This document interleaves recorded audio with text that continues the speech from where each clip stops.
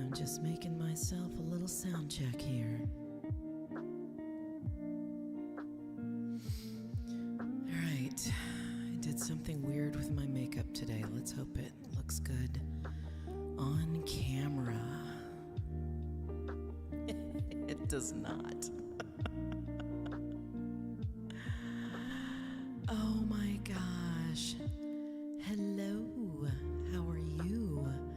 I see you, Beach Doggy. Today is my affiliate stream.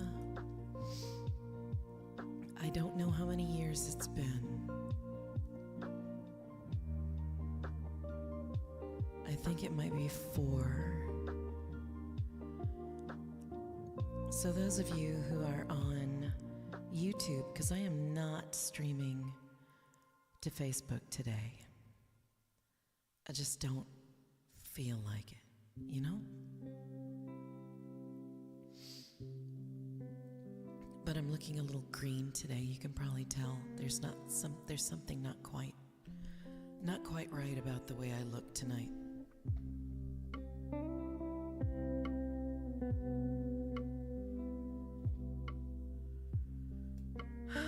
Anyway, my name is Wynne Blue. I am a artist and musician out of Seattle, Washington. Unless you are a Seattle purist, then I'm actually streaming to you out of Bothell. Nice little place. Older. Used to be all in its own little world before it got absorbed by the county. Excitement, right? So I haven't really decided what is going on tonight. All I know is that I was really hoping that I could get my makeup done before my stream started, and that didn't happen. And when I did, get my makeup on, I missed a layer, and part of that is that I am out of the stuff that covers the sickly green concealer that I'm using. So if I look a little off, I look a little off. It happens. I assure you I'm not nauseated or an alien. So tonight I don't really have a set plan. I do want to work with paint. I do want to work with clay. I do want to draw. I want to do all those things. But I think tonight I'm going to start with... what am I going to start with? I think I'm going to start with my sketchbook, honestly.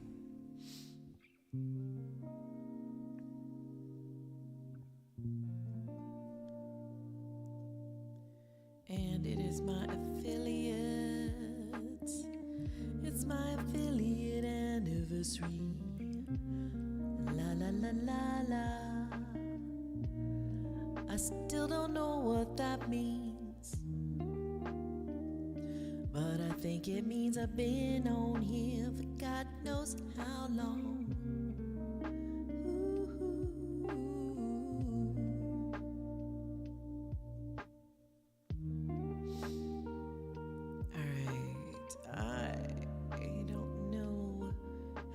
It's been. It doesn't say how many years it's been, so I forget it, right?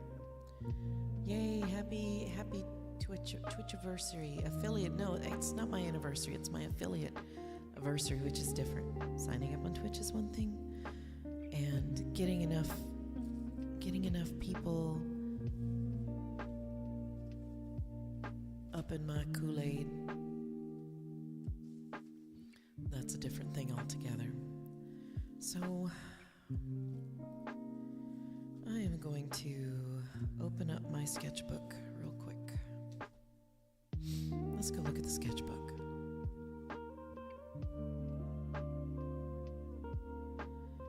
Alright, yay! Let's see if I can get a good light on here. And I think what I want to do is turn this around so it's not upside down.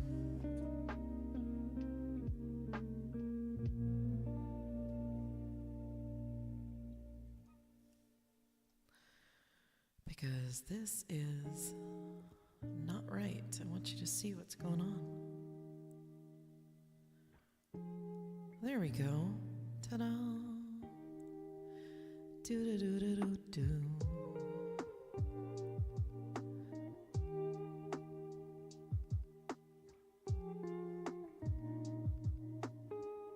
Oops. Undo, redo. There we go. Let me tell you a little bit about this. This is an exercise that I did with a palette.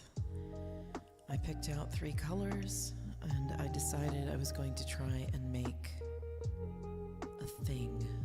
I don't know, it's just a little study I did, and I think I used white, ultramarine blue, and like a blend of alizarin crimson.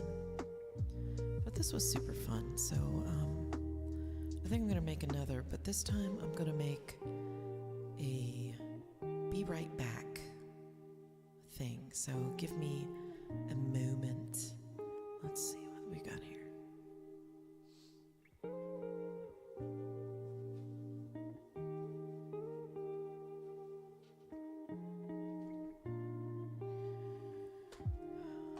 All right, so let's take some things out of the arsenal. Gonna do a little thing.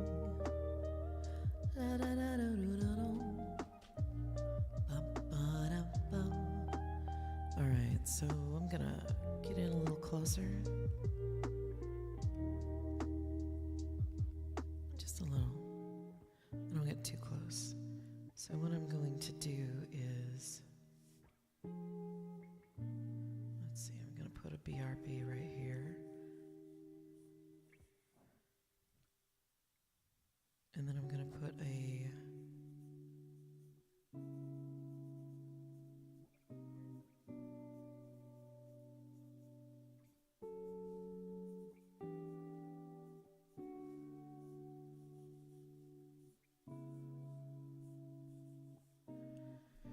so it'll be something like this, and maybe I'll put like a background like this.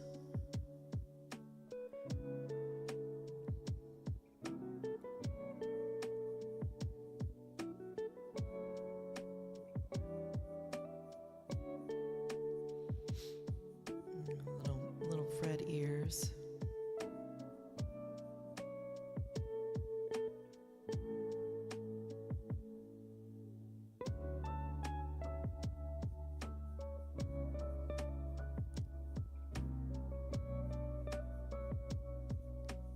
So we're going to just put a little sketch down. I think for the sketch we're going to go a little bit closer so you can see it in pencil.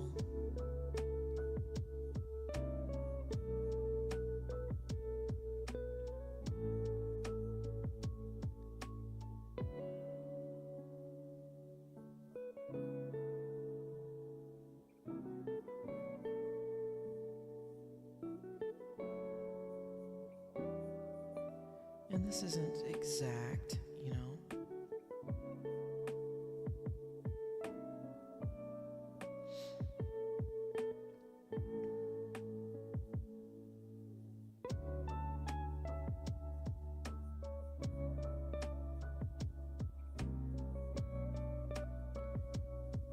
Just a little something, and I'll probably end up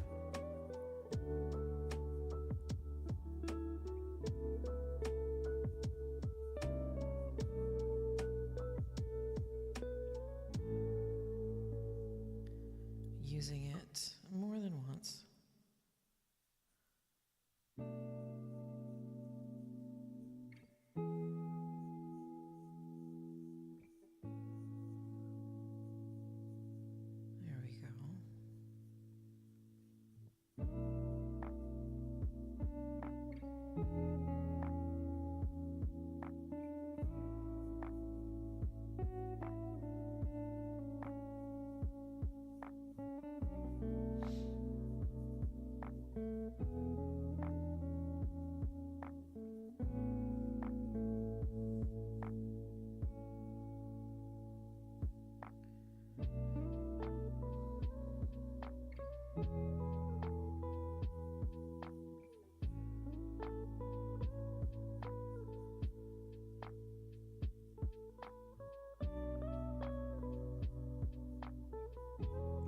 there's Bo. Bo is a big fat orange cat.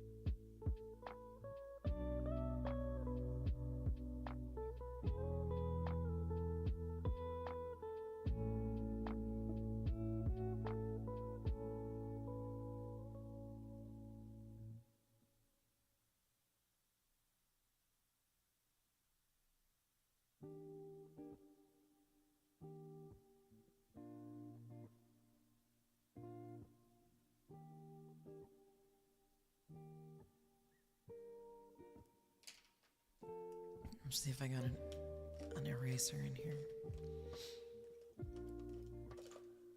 Oh, I have many. That is not one of them. All right. Got a pink one. Got a red one. And we'll only need this for just a little while longer.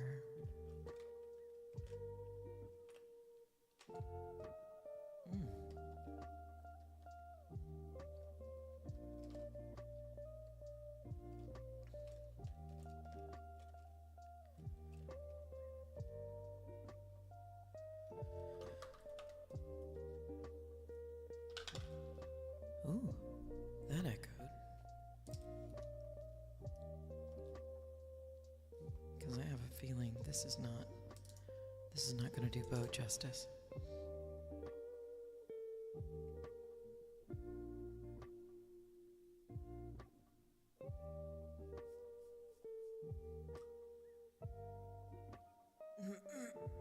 Excuse me.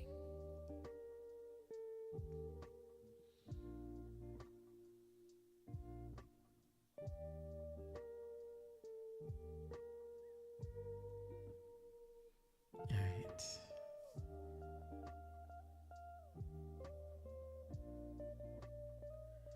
You know, cats have always been one of those things that I just can't do it right. So I'm going to start with a heart shape. Put a little face down here. And I think the big thing is that Bo's head is small in proportion to his body because he's a chonk.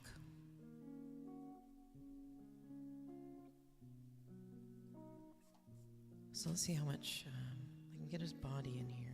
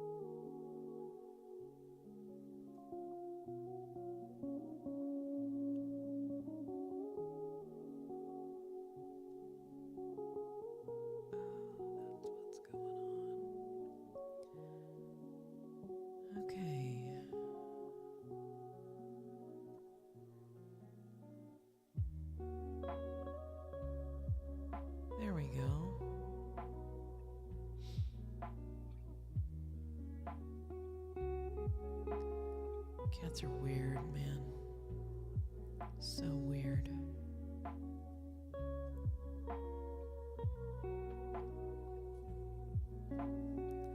He is a chunk and he has a sweet little face. Yeah, he does. He totally has a sweet little face.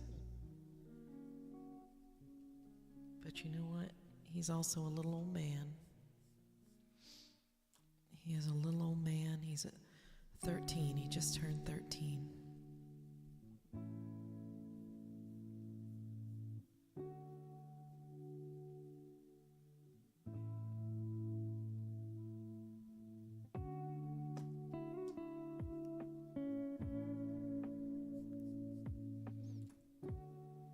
And you know what he does all day? He naps all day long. And then as soon as Jack comes home, he gets up and he does not shut up for the rest of the day.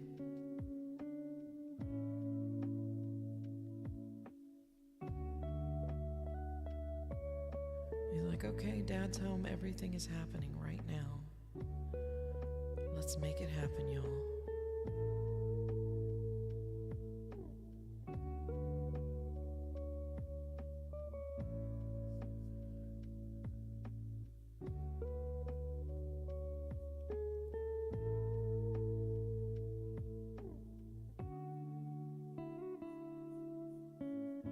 But you know, part of that is my own darn fault. Let me make the stream chat a little bigger on my screen.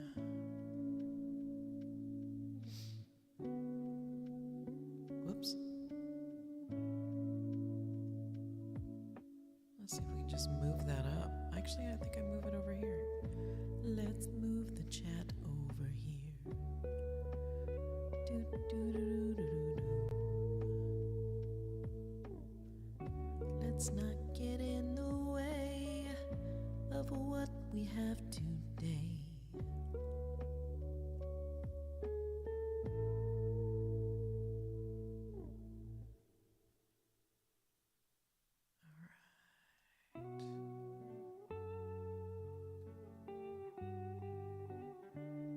So we're gonna move the chat just over here a little bit. Do do do do do do do do. Ba da boo da bum.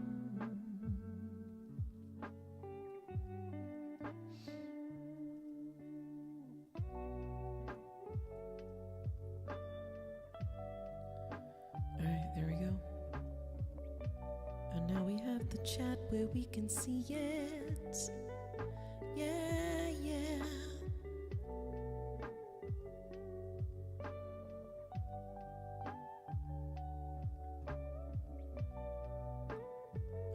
Or at least most of it. I like being able to see the chat.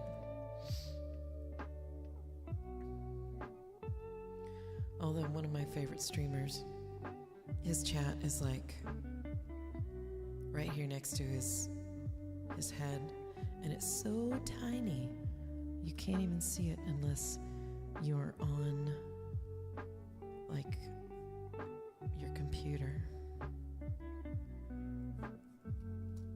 which is wild. Oh, where'd my pencil go? So let's do like a little heart to get that sweet boy going.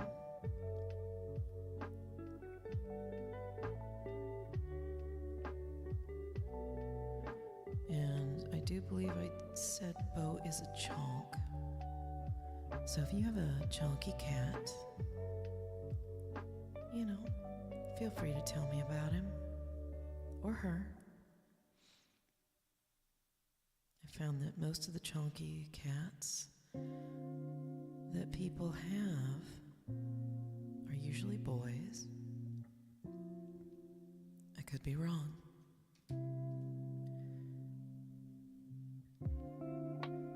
And most of them I've seen are orange. So you have a chunky cat in your life.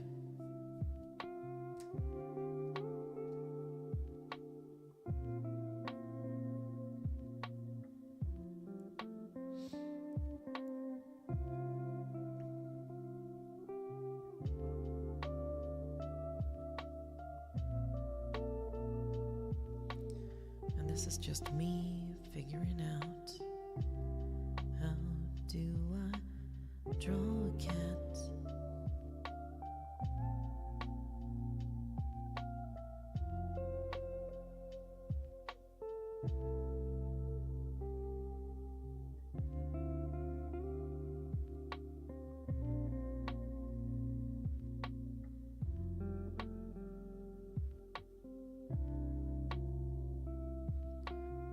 Because I need to practice doing cats.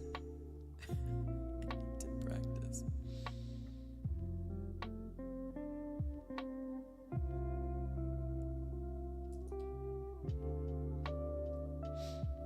Maybe his nose isn't high enough. Maybe it's not wide enough.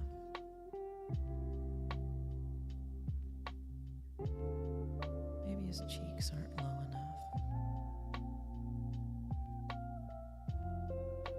Well, that's looking a little better. There we go.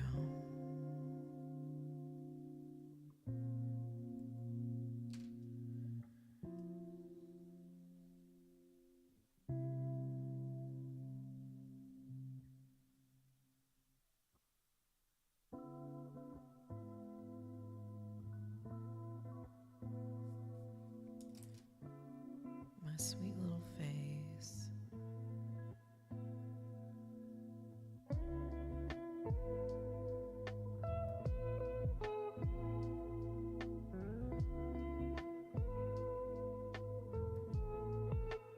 I remember when my chunky boy was just a kitten.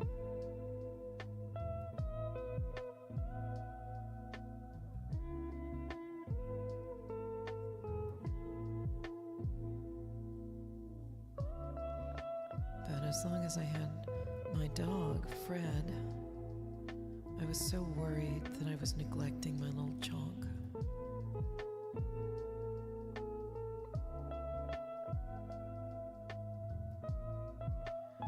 So I said, Jack, you need to pay attention to our chunky cat because I'm worried he's lonely. I'm so worried he's lonely. I don't want him to be lonely while the little dog takes up all my time. He's like, okay.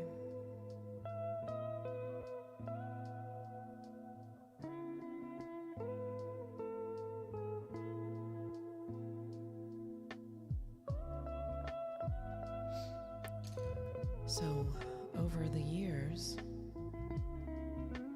I've made sure that Bo is Jack's cat, which is probably why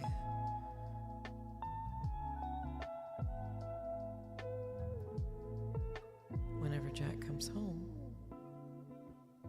suddenly it's Jack time. Time to get up from your nap.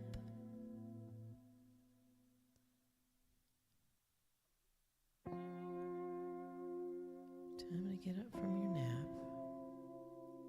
Time to go bother somebody who is ultimately not going to be bothered by you.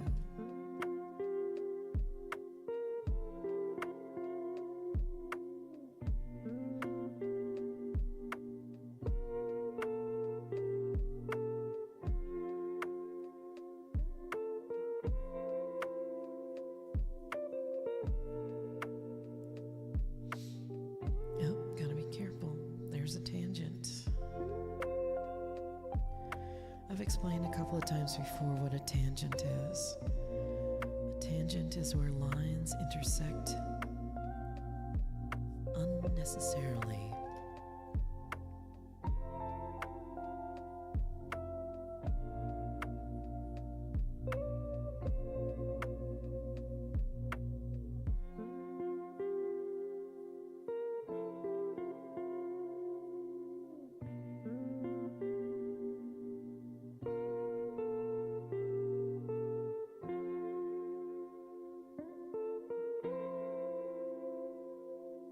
I'll have to look at a picture of Bo to get his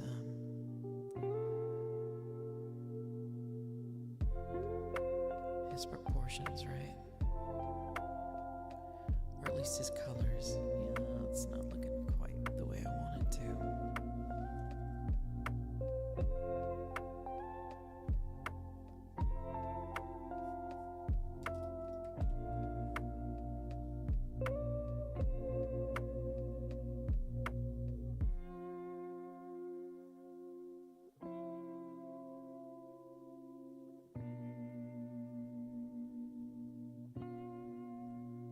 Yeah, that's a little better.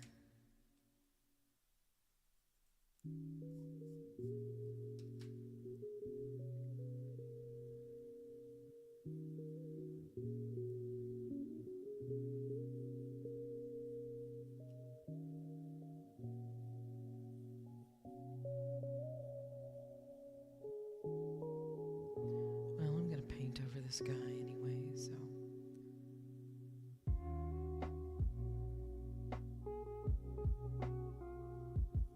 We should be okay.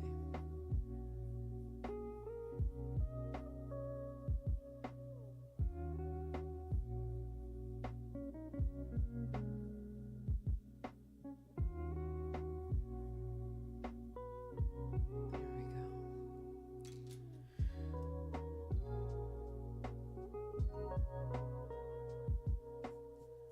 Alright, cat and dog. Although I think the cat should be bigger than the dog. What do you think?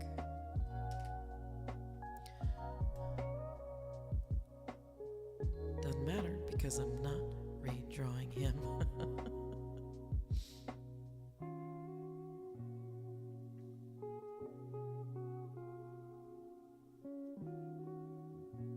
Alright, so we have this. And I think I'm going to bring out the Poscas to get kind of a general idea of what color and composition. Now, I am not a professional illustrator. I am just a really good one, so they say. So I'm gonna try this.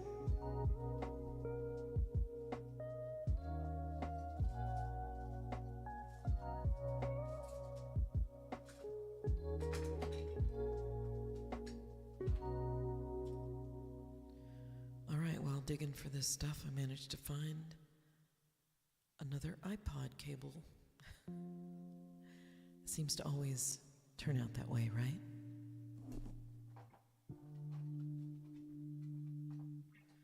You look for things and they magically appear. Or in this case, you don't look for things and they magically appear.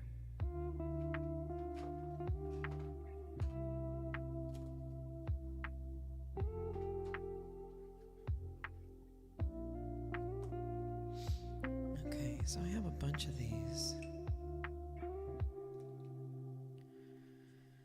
I think I'm gonna work with this. Definitely. I'll work with this dark blue. I also have a mess of acrylic paint pens. And we will see. I don't have an orange really, so I might have to mix something or find the other stuff. So let's start out with an outline of what this ought to be.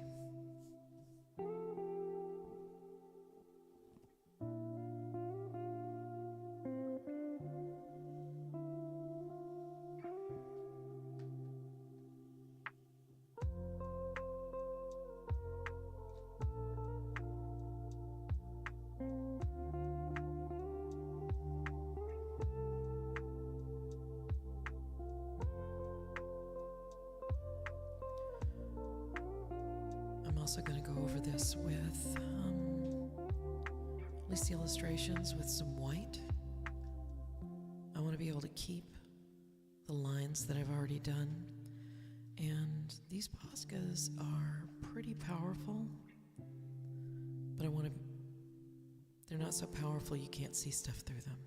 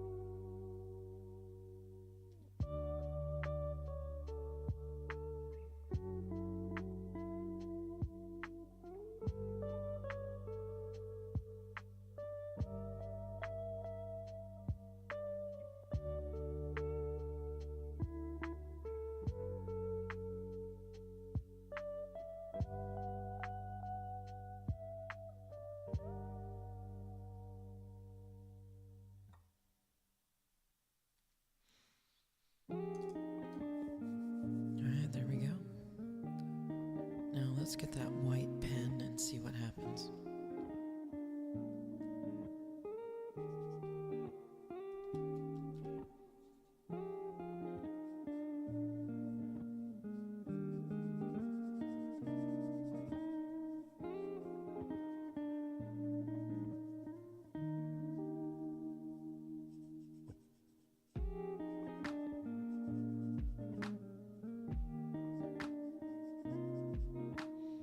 Now, when I did my painting, I used the white Posca pen to cover up any overages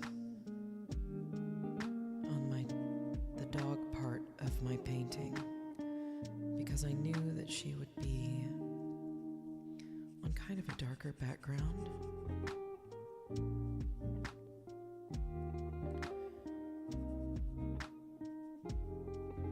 And I didn't know if my titanium white was going to be enough. And if you've ever painted, titanium is white. Titanium white is great, but the downside is that if you've got something other than heavy body white, you're not going to cover anything.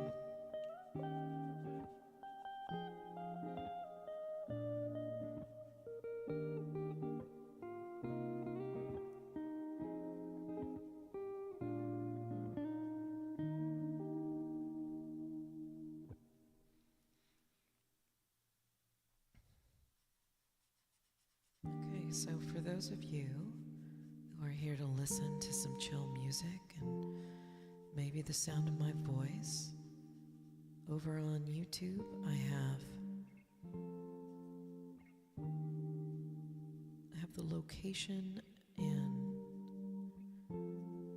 streamer, someone who gave me some copyrighted, non-copyrighted music. Some nice chill coffee house lo-fi tonight.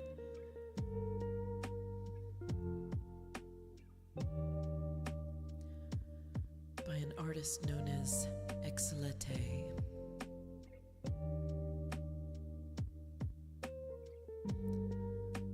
Under the handle at Crystal Dragon Beats.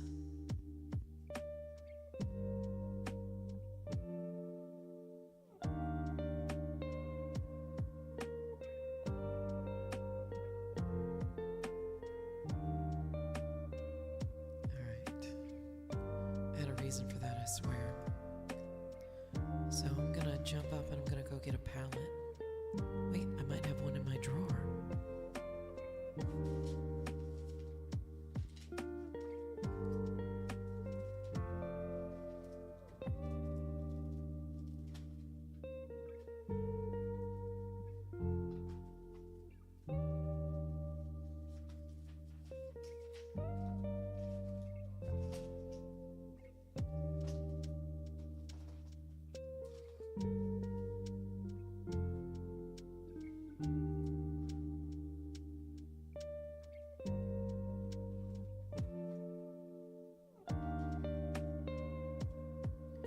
Looks like I used the arts and crafts one today. I don't like using these palettes. You can't really mix anything in them. Not adequately, anyway. But they're great for arts and crafts, and if you're just going to use some ridiculous paint.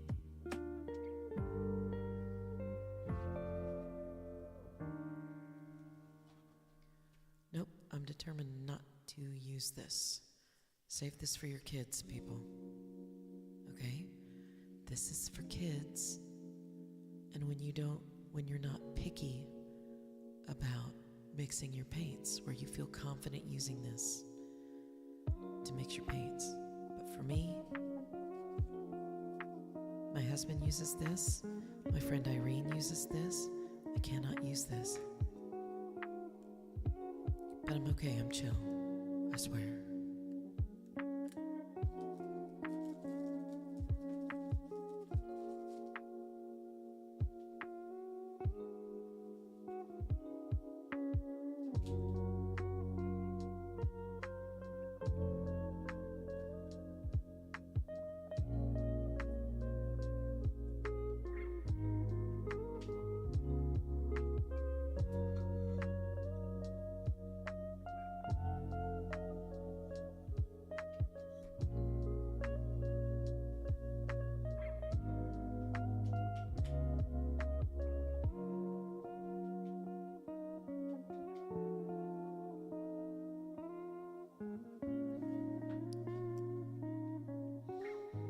there's some ASMR I don't want to do with my voice. And one of them is chewing.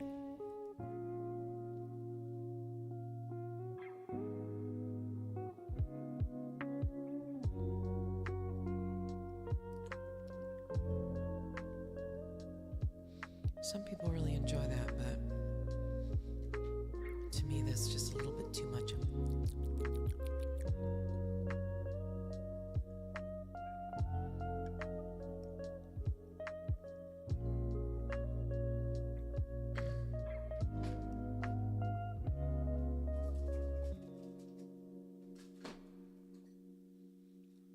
So to match this blue, I've got some ultramarine blue here. Beautiful.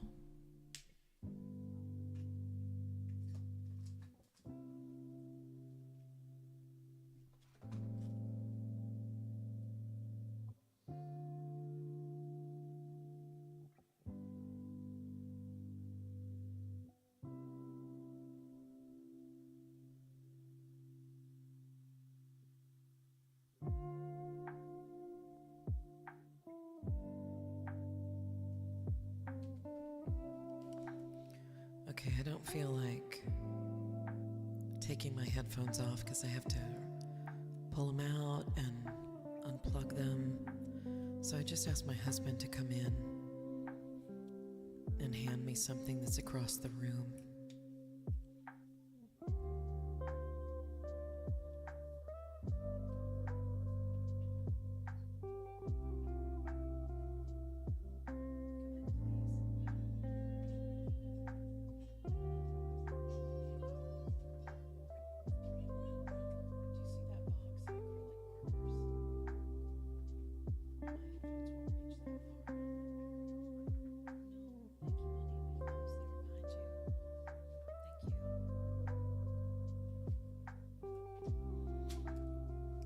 Silly husband, he thinks he can call me on the phone. Nobody talks on the phone anymore.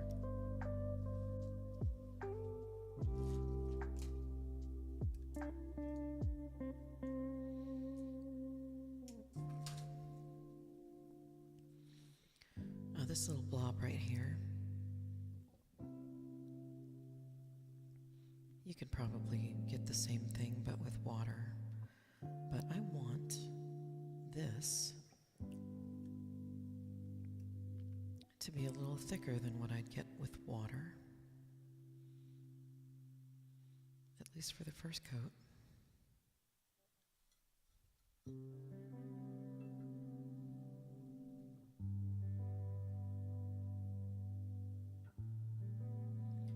I need to know where my paint is going. So here I go, and because it's so thin, I can come down here and be just a little messy with it.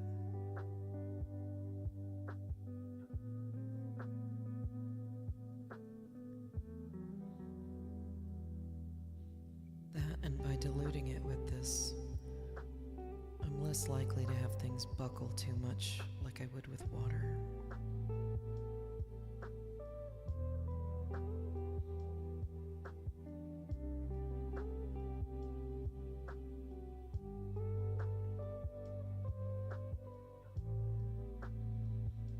Because I'm using a mixed media sketch pad.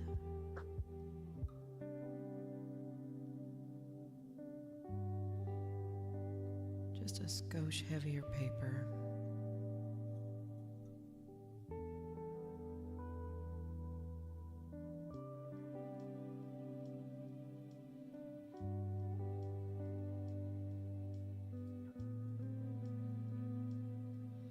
An acrylic on paper, that's a challenge.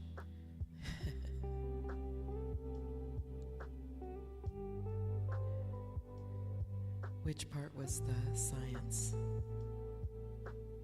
Beach Doggy, what part was the science? Beach Doggy says, I was not expecting science. Did I blind you with science.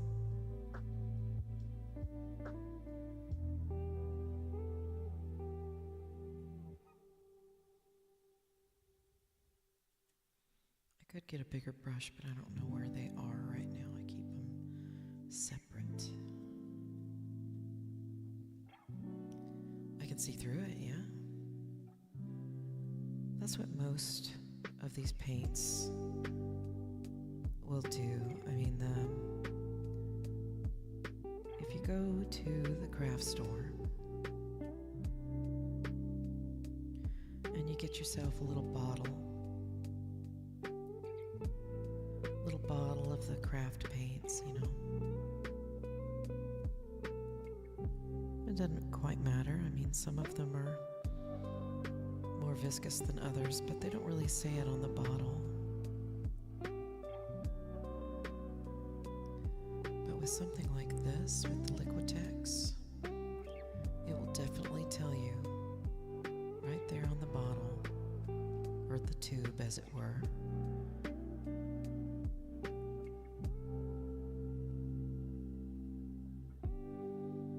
how opaque it is. Let me grab that thing here.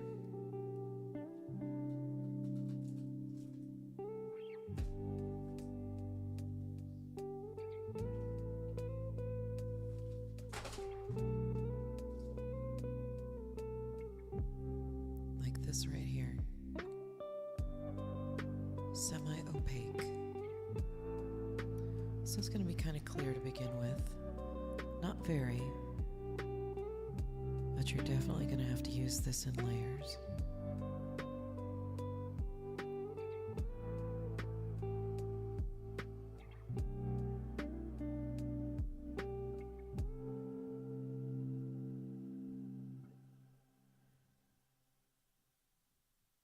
Which is fine.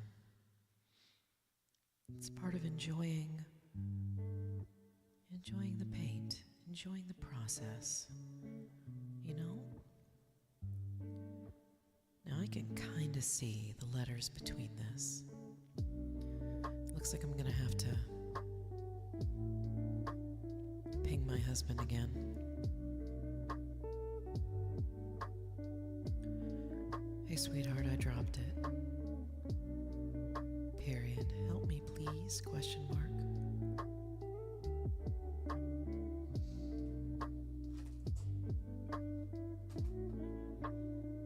He's gonna come in here and he's gonna think I'm nuts. Yes, love, what can I do?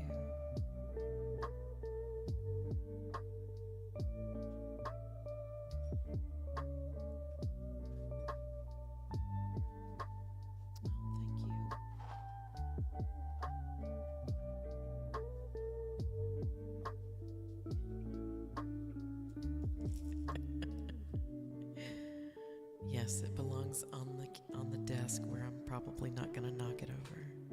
Thank you, dear.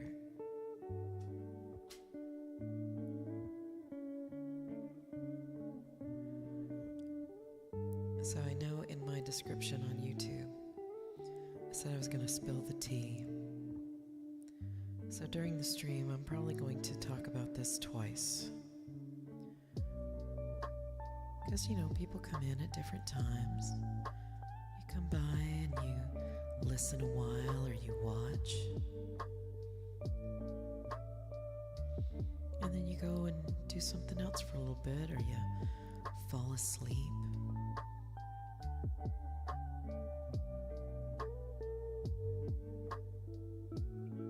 I am totally okay with the falling asleep part. I'm also okay with swinging by, saying, hey, how you doing? I have a number of people who come by and they just kind of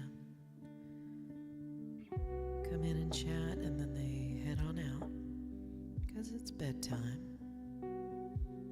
People from around the globe swing by to say hey.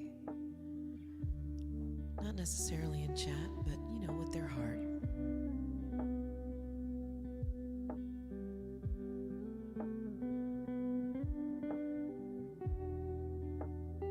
say hello with your heart. It's kind of like using vanilla. You measure vanilla with your heart.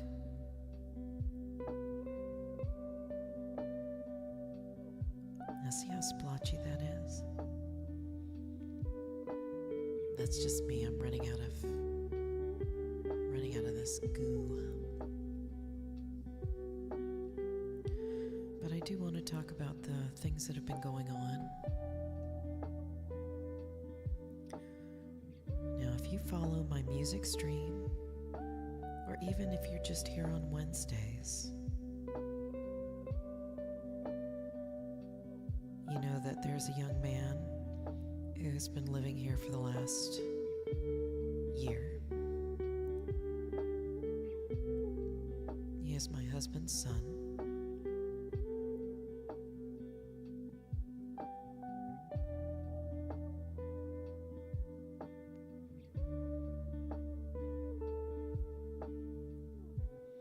And I know some people would go, well, why not just call him your stepson? And that has more to do with me than him. It's a title, you know. It's a title used in families like auntie or cousin. But there's something about a parent.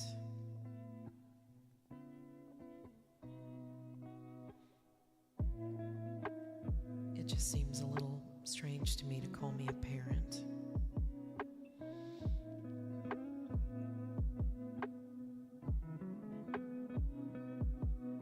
Because I'm there for a ride, but I'm not there to sign paperwork.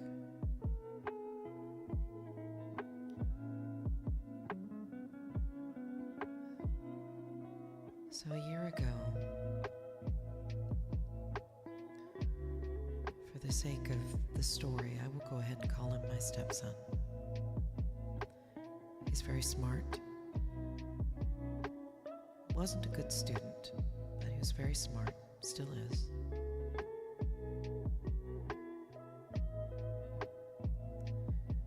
He came to live with us because his mom could not get him to launch.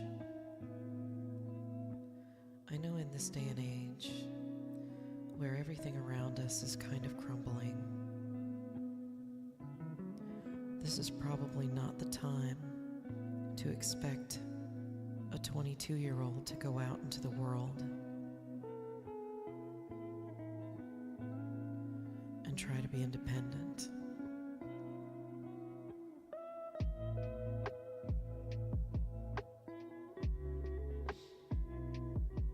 But for the last several years, as soon as the pandemic lightened up and we were all out and not masking as much as we used to,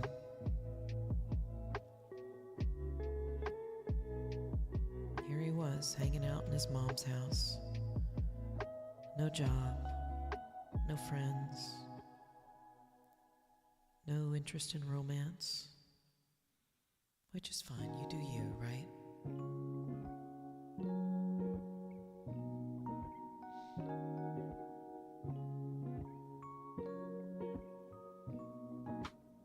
And so he would stay in his room all day, hanging out on his computer, watching YouTube videos about online games he enjoyed playing.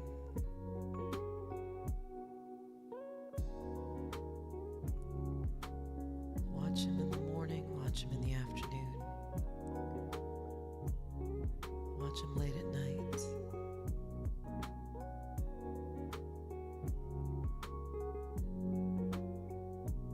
And he did it behind closed doors, only coming out to make sure he ate and did everything else. Oh, hi DBT, how's it going? I was just going through and providing a little backstory.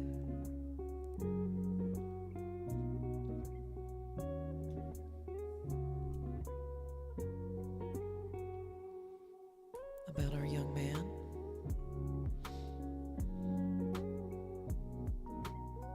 So his mother worked on him for a long time, trying to get him to pay rent, get a job. You know, that's kind of just standard. He's got skills. He went through a program where they teach you skills, right?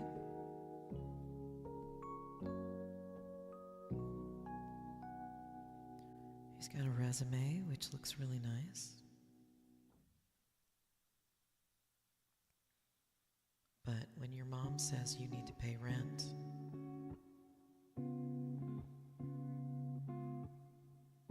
you pay rent.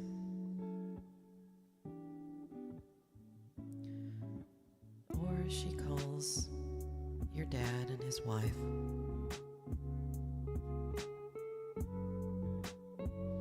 and says, I can't do a damn thing with this young man.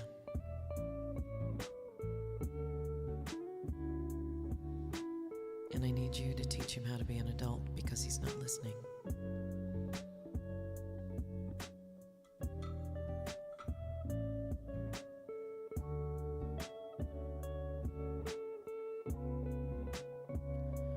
So we take him in. And we tell him, you need to get a job. You need to pay rent.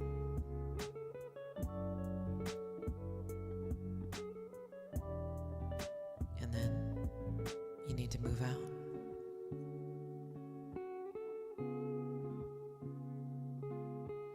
Simple as that.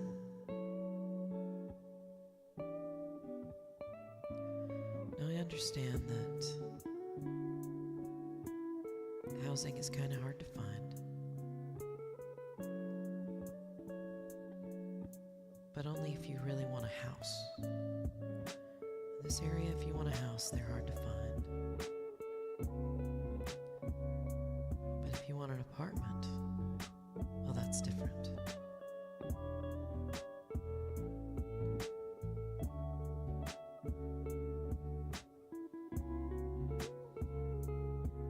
Plus, he has a few more options because, and this is something I didn't put in my little backstory, and it's something kind of important. Many of my regulars know what this is, and that is that my stepson is neurodiverse.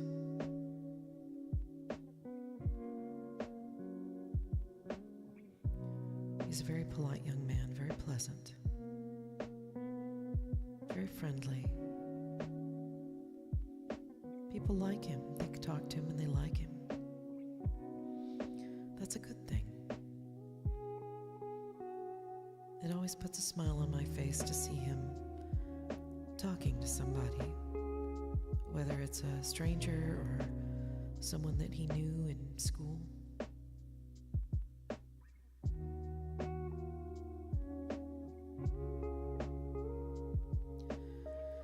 I always think, oh, he's gonna make a friend. And they're gonna call each other. They're gonna hang out and play video games. They might even go hiking together. But the most important thing is, when you have friends, that's a potential roommate.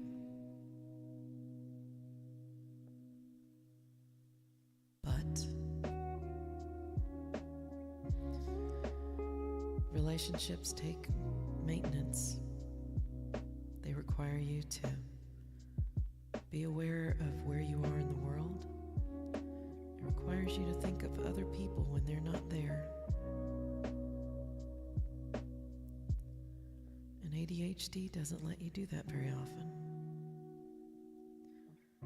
You're often really focused. And if you have anxiety, then calling people's hard. Even if you know them pretty well, or you like them, or you want to be friends. When two people get together and they like each other a certain way. Sometimes you can be more than friends, but my stepson is not really into that. He hasn't shown an interest. But still, friends are always a good thing.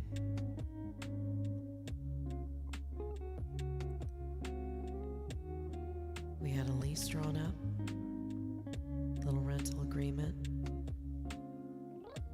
We figured it would take him, or we hoped, it would just take him, a couple of months to land something simple like, I don't know, the grocery store is hiring. They have job fairs. Come work for us, they say. Now that job is walking distance.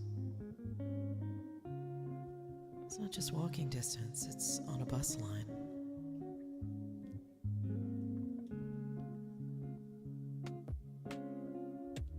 And then down the street, the Goodwill is hiring people starting at $18 an hour. Not too bad for a second job if you already have a first one. His dad would say, "Hey, did you look for work today?" He'd say, "Yeah, I did." But something seemed off. And it turns out my stepson doesn't know how to look for a job. He doesn't know how recruiters work, or he didn't. So it had been several months since he last contacted his recruiter. And I had to tell him, I said, "Honey, I hate to tell you this, but if you haven't heard back from your recruiter after 3 months, she thinks you already have a job and has moved on. You're not going to hear from her." And he looked at me for a minute. He was very irritated at me for trying to tell him how to look for work. He said he had somebody. He was talking about his recruiter, his agency.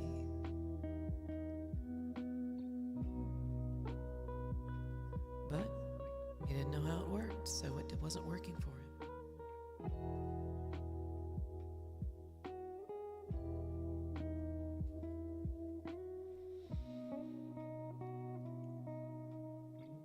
But he let that grind in his head a little bit, and then he ran off. Literally. Jumped from the table, ran off, and he called his recruiter.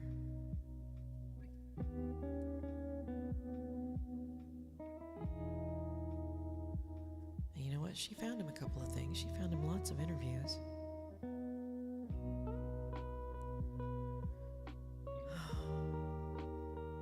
Long story short, he went wherever she told him to. He always felt really good about the interviews, the conversations.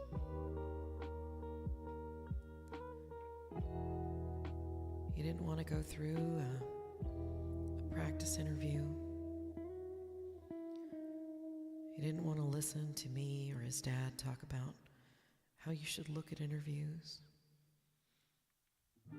He didn't show up looking like a hot mess. I mean, we would have stopped him had we known.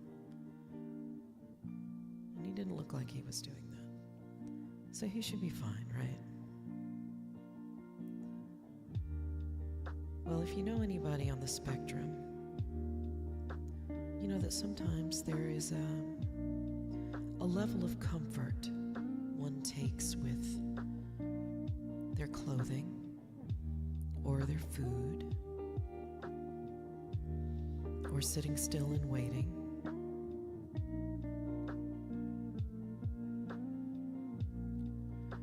And one of the things my stepson does that kind of concerns me is every shirt he has that he buttons up, he He buttons all the way to the top. No big deal for a fitted shirt, right? Something nice. Something you'd wear with a tie. This is not that shirt.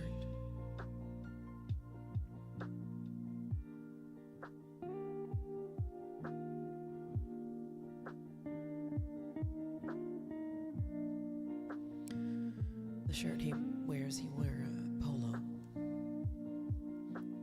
You know, like back in the day, we wore the Izods and the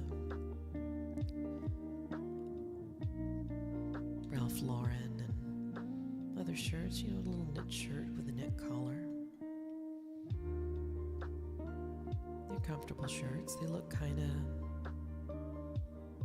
casual without being totally casual.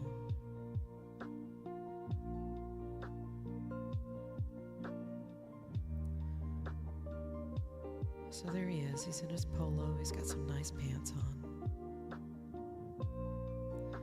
And he buttons that shirt all the way up to the top. All the way. Very strange. Especially since the shirt is a little snug like that.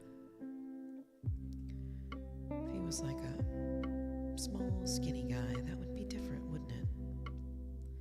Button it all the way to the top. It's probably still loose around your neck somehow. But not with him.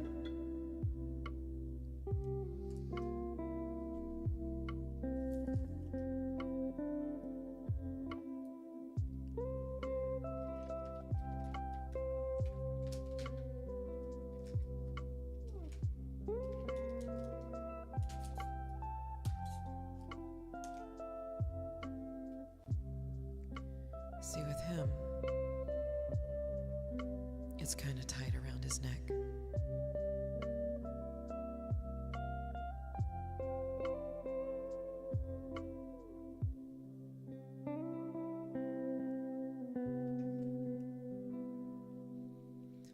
Kind of got a little Mr. Garrison feel to him, if you're familiar with South Park.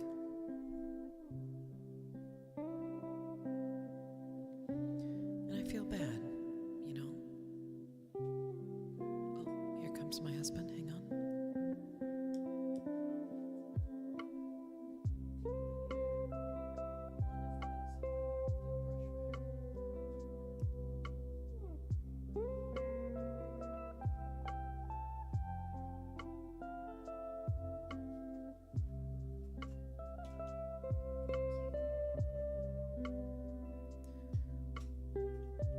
I've got it figured out. He's going to get a job as a life coach. Oh, DBT. If only it were that easy.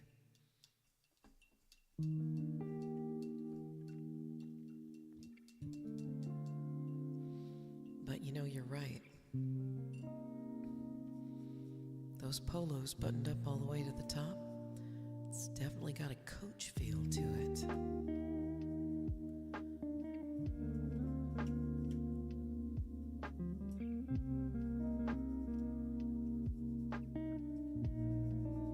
But it is that easy. None of those people are qualified.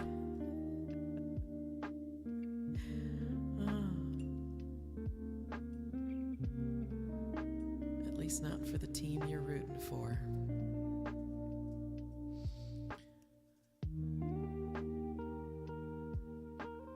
So he's been to a couple of interviews where he shows up on a hot day with a jacket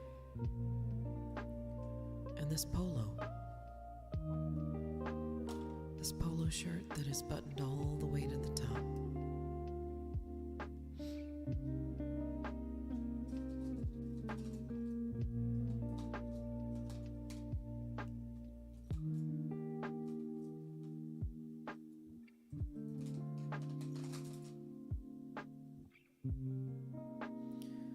And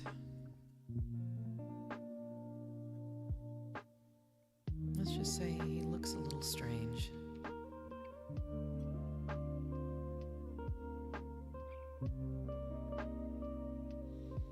Not too strange, but strange enough that it's a distraction. It's one of the first things you notice.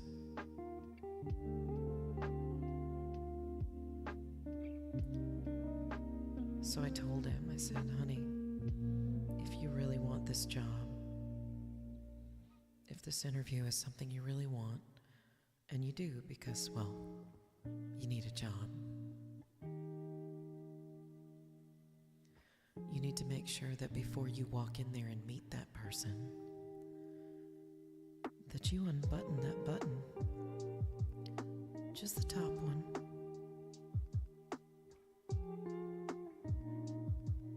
Just unbutton that top one, and just for the conversation.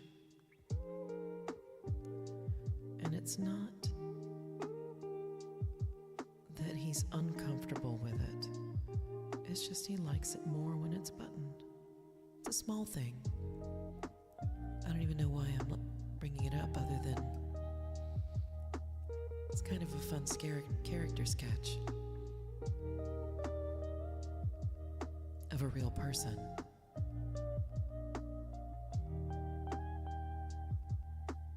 It's kind of like,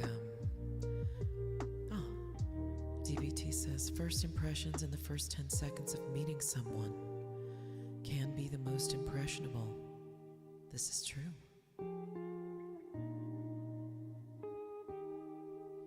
And I've tried to tell him, and he's like, yeah. I get it. You've said it before. I'm like, okay. I sound like a glitchy MP3 there.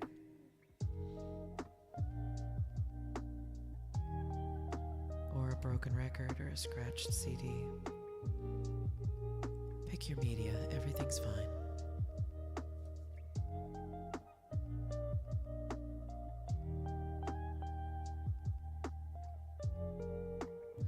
So he started to feel a little more confident. But the more confident he felt, the less he looked. I'm not sure why that is. Actually, yeah, I am sure why that is.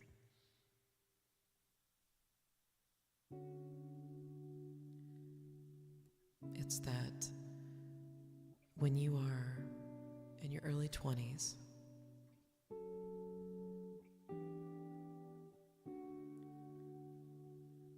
nobody really tells you what to expect. You just expect it.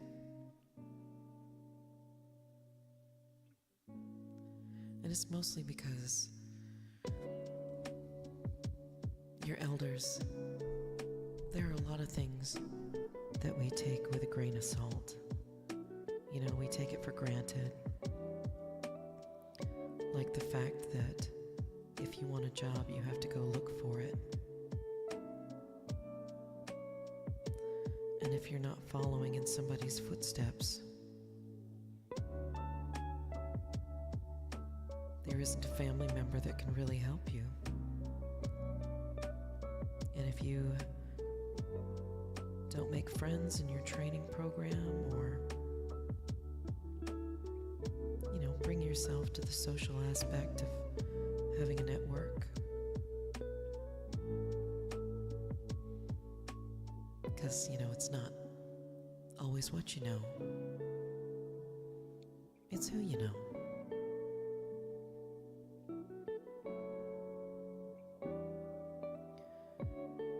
And you know, it always kind of irks me, and maybe it's just because I don't have any kids of my own, but it always irks me when I see, like, someone on the ladies groups, on a subreddit or in a Facebook group saying, hey, I've got a teenage son. Does anyone know of any jobs that are open?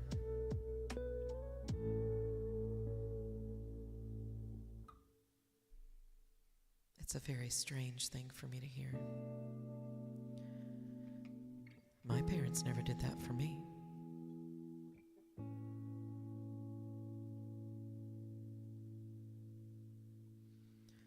I had to go to the mall had to go to every single store in the mall. A couple of exceptions. Had to dress real nice, pick up a piece of paper from each desk,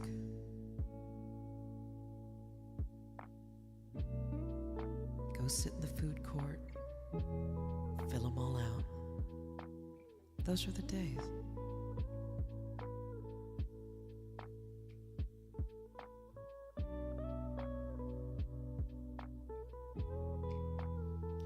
How easy is that? Just walk down to the business and give them your information.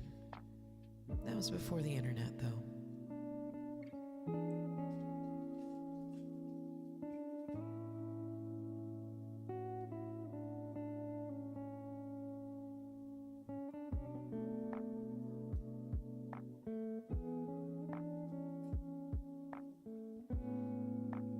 Easiest thing in the world right now to go find a job on the internet. Now, actually getting that job, that's another story. But when you're young and you just need something to come in, you go straight to the website. You don't just go down to the mall and collect pieces of paper. It's so funny that you just described it like that.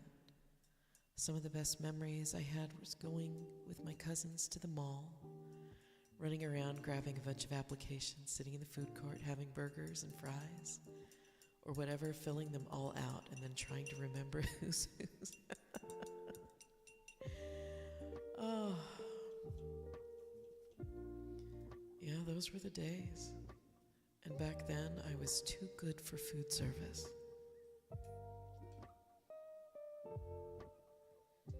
I wasn't about to apply at the McDonald's or the Chick-fil-A or the hot dog on a stick.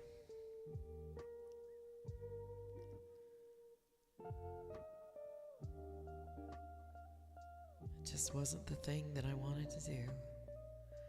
And besides, my mother was in retail, so retail seemed like the thing to do. But yeah, those were interesting times. It was something you could do as a group activity.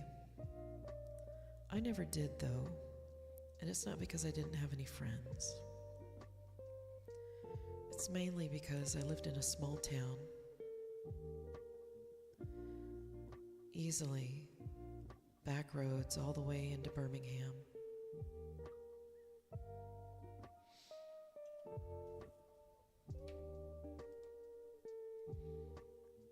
So when I needed to go to the mall, I had to get a ride, which is kind of strange, but my mother worked at the mall, and she knew people, and she said, well, if you get a job at the mall, you could ride in with me. Beach Doggy says, how old were you when you were doing this? Asking all the chat, okay. I think I might have been 16. So for me, it was 1986.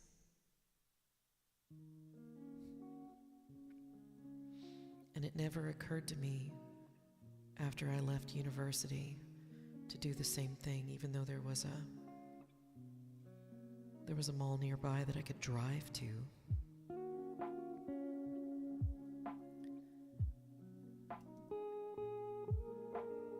Instead, I had somebody who knew me, who was a friend.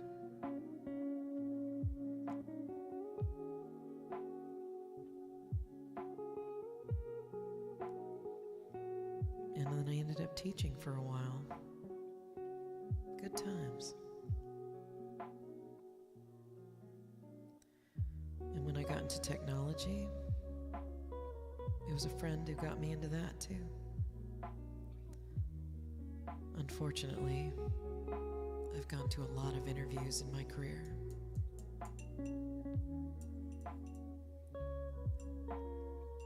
It's just the nature of the work that I chose to do. But I digress.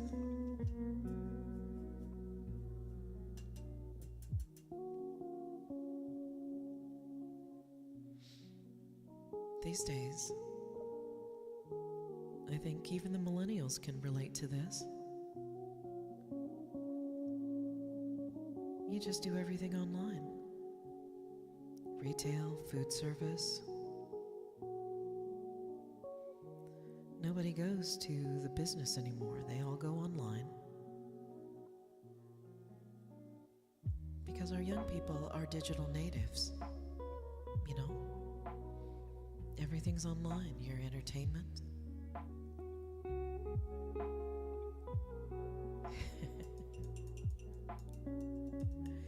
Oh, don't feel so old. Don't feel so old, Beach Doggy. I know you're a few years older than me, but going to work at the mall.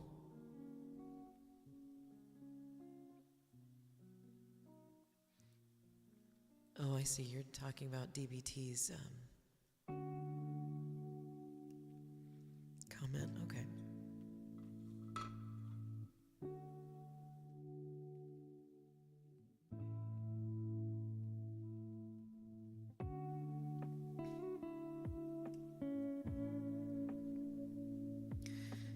I hate to break it to you, I'm younger than you. Oh, DBT, you're younger than I am. Well, good.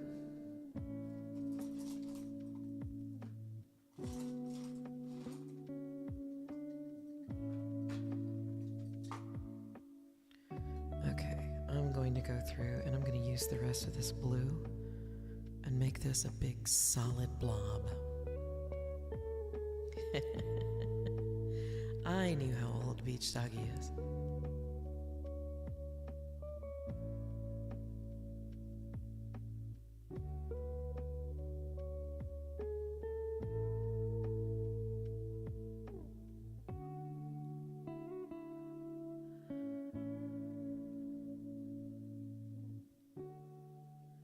But I also know that DBT is younger than I am, but not by much, no?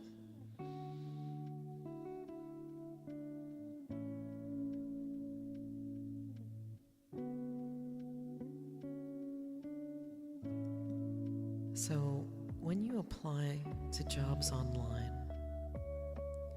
you have to make an account, right? You make an account or you download the app. I've been doing this for years. That's what we have to do. If you're applying online, they want to know who you are. Oh, DBT is my sister's age.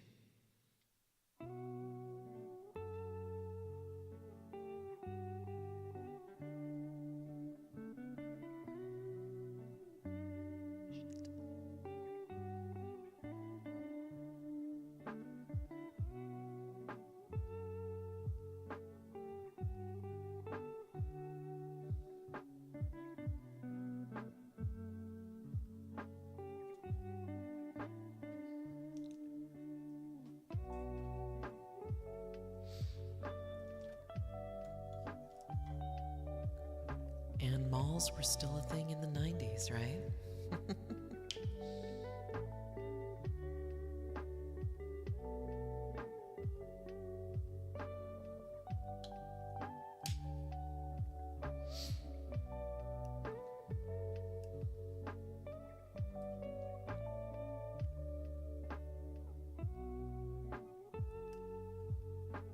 An old soul born in the wrong generation, I see.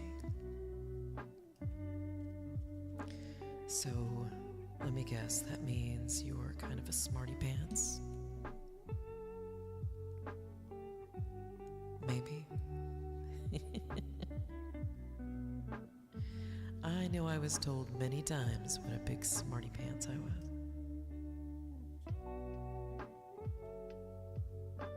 Seven going on 70.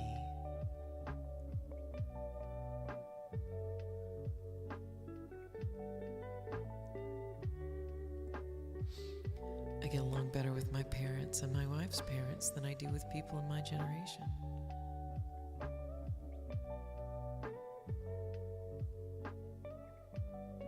Well, I don't spend a lot of time with people of my parents' generation. Probably because I don't see them very often. My sister-in-law is, let's see, how old is she? She's in her late 60s.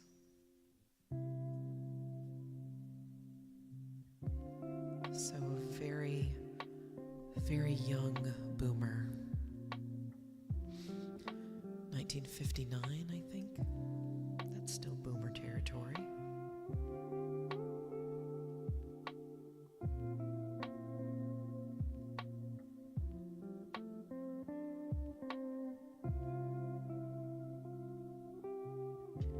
Okay, so now when you look at this, it's still kind of,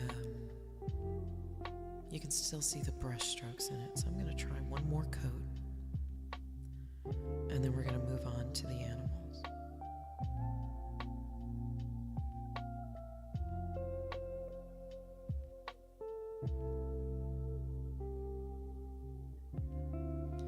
The 3 people I go to the weekend baseball games with have all just finished reaching 70. Oh. You know, if you ask my dad, that's a good age. If you had asked my mother-in-law, she would have turned to her sister and gone, 80, just a pup. Okay, gotta get back to the stepson story. I do have to get back to that. So recently, like in the last month, we have sat him down, or at least his dad has sat him down and said, we can't do this anymore.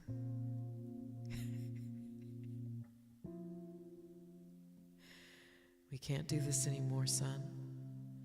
You're gonna have to move out. And so for the last month, it's been a lot of the same. My stepson did manage to find work. So he does have something that brings in some money. But it's part-time.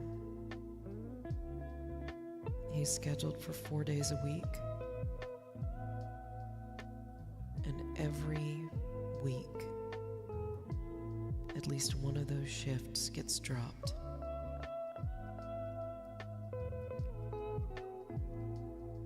Oh, he'd love to go to a baseball game with my dad.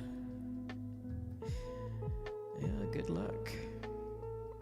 Maybe you can hang out on the sofa while he watches the Marineras. So we sit down and we talk to him. We say, you need to find another job. You need to find a place to live. Because at the end of the month, you're not going to be here. He's like, okay. And all month, he kind of looks for something when his dad is like, what have you looked for? What have you found? Oh, I looked at this, I looked at that. So I sit down with my husband.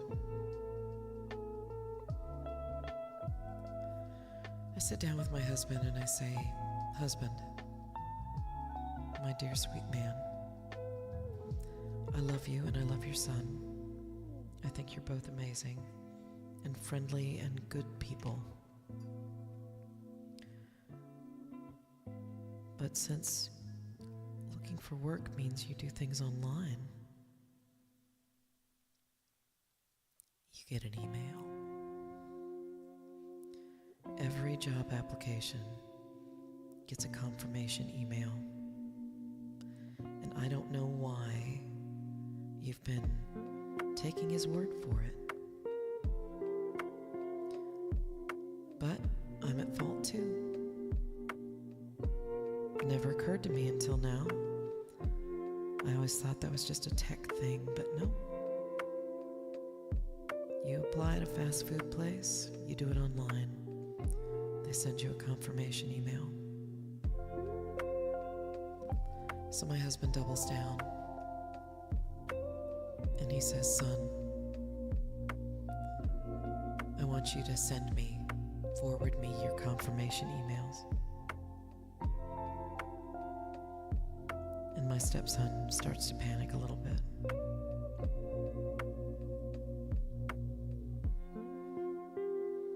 And, it's not like, yeah, uh-oh is right. He hasn't. He might have done a couple, but he's probably deleted them by now.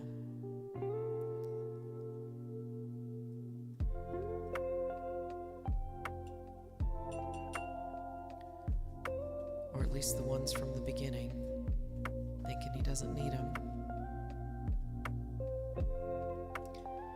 But there are no recent confirmation emails.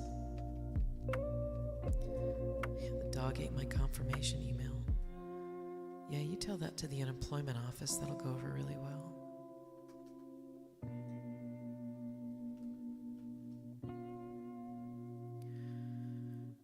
So, the plot thickens.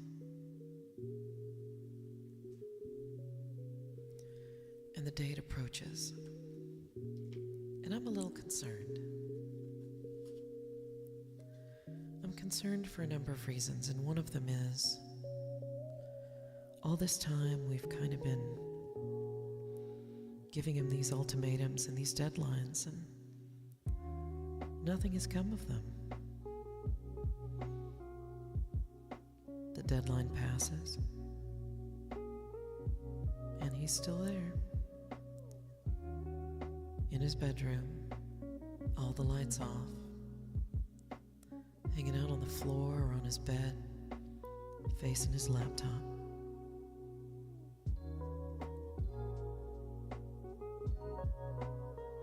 He sent his dad one confirmation email and nothing else.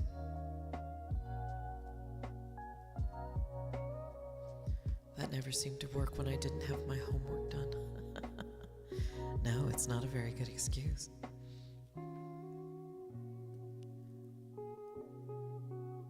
So here's my stepson. And he hasn't got a new job, and he hasn't figured out where he's gonna go, and I'm wondering, does he think that this deadline is gonna come and go? Is it going to be just like the others? Is he counting on that? And I did express concern. Not just my stepson. Because that's what kids do, right? They assume. At least the lights are off. He was saving power. You know what? And I'm going to put this little thing out there. He went to go house sit at his mother's for 2 weeks. And that month, our power bill was $100 lighter.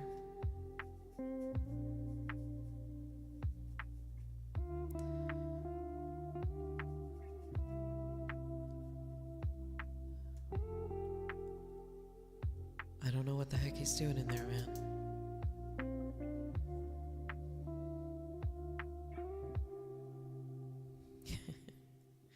Oh, wow is right. Oh, wow is right, Beach Doggy. So, here I am, we're in the last week. And every day, my husband says,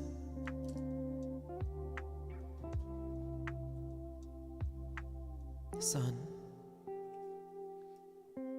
where are you going after the first?" He says, "I don't know."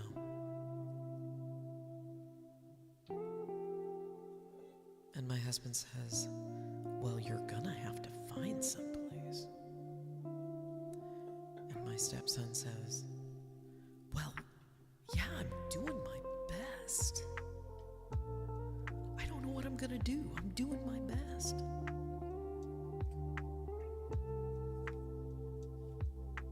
Well, no. That's not what he's doing. All right, right here, I've got the titanium white. It's heavy body, which means it is not partially opaque, but very opaque.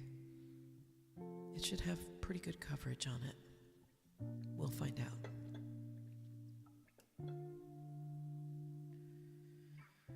So, my stepson, he works the weekend. Because he has to. He needs the money, right?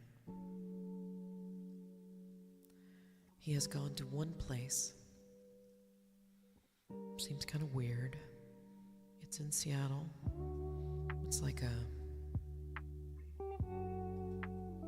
seems like an interesting project. Someone took an old hospital and made studios in them. Little studio apartments. But the studio apartments they have little kitchenettes, but no showers. So you got a little bathroom, a little private bathroom, no showers. Like, how the heck does that work? My husband just says, I do not know. But that is what I was told. And it was about $950 a month.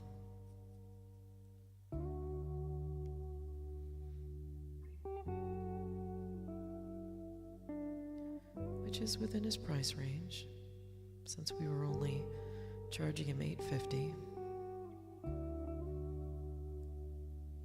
It's pretty low for this area.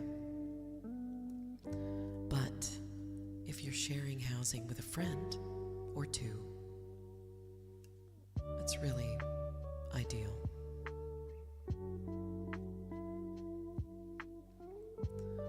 One large shower in the basement, communal shower Tuesday evening. That's how you get to know everybody in the building.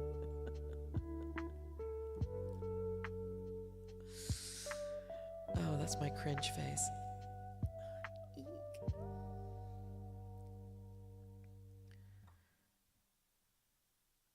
So that was probably not the easiest thing, but he's like, yeah, I don't think I can live in a place that doesn't have a bathroom or a shower room. I need a place to bathe. Like, okay, that's fine. We understand.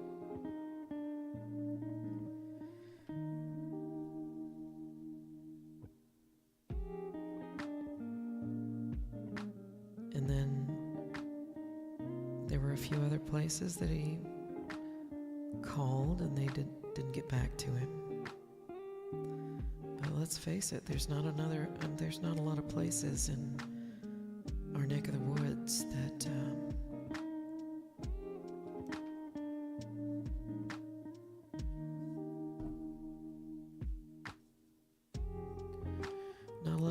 in our neck of the woods that will be affordable to somebody who is only used to paying $850 in rent. Did we do him a disservice?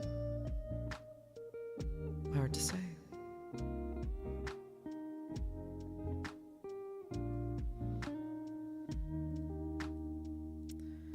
But he wasn't paying rent at his mother's house.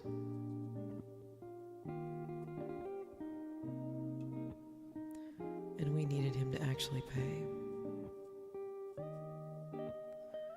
And the rent that he was paying, we've set aside. Don't tell him.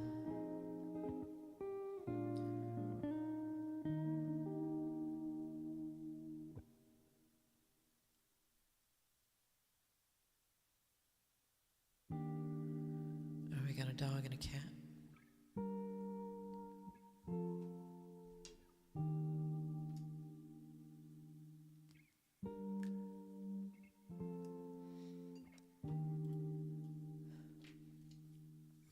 So June 1st comes. Got a little bit of grace. Just a little.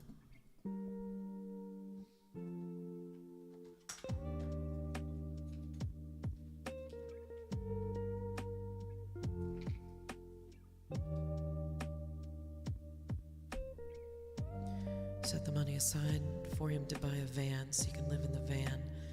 Oh, living in a van down by the river. Yeah, that was,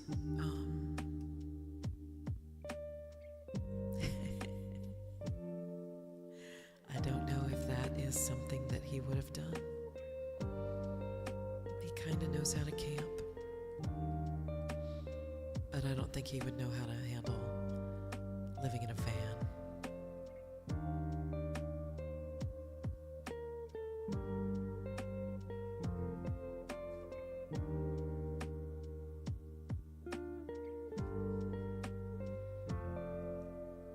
So here we are.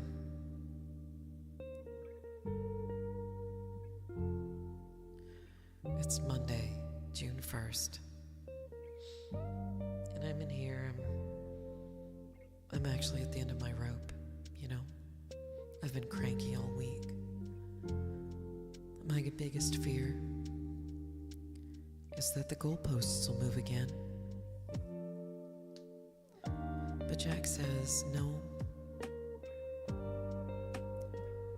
Remember, he paid us first and last.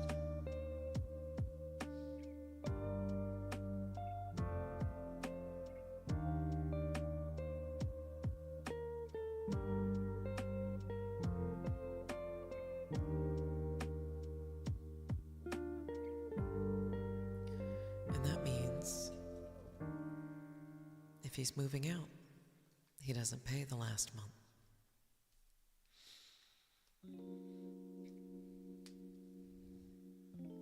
Okay. So he has to go. And so, Monday, some of you were hanging out with me, but it was my escape. I didn't have to do this. I didn't have to be there. I didn't have to be in the room while he was, what's the word I'm looking for? Flailing. It was very important that I not be in there.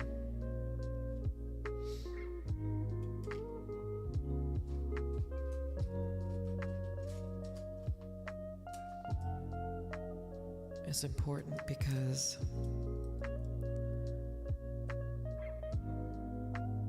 being in there would have just not been helpful.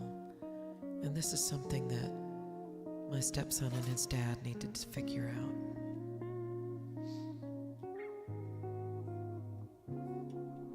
And I didn't want to influence anybody or pressure anybody. I didn't want to be a part of the problem or create a bigger one.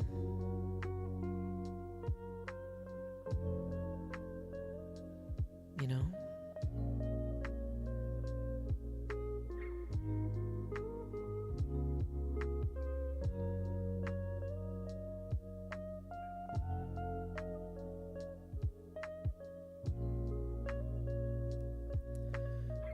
And because my last stream, my music stream, I was on Facebook as well.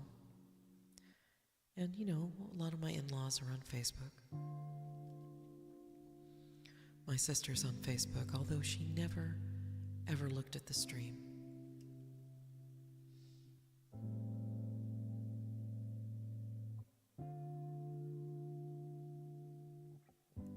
I felt it would be better to keep the story to the platforms where I introduced it, you know?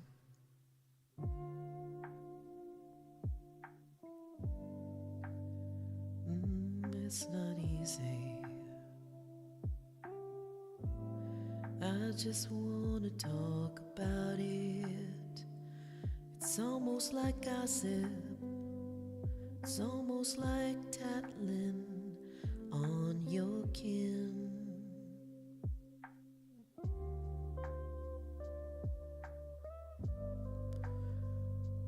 So I held back a little bit. And in the meantime, the microphone wasn't picking up the chaos that was happening just outside my door.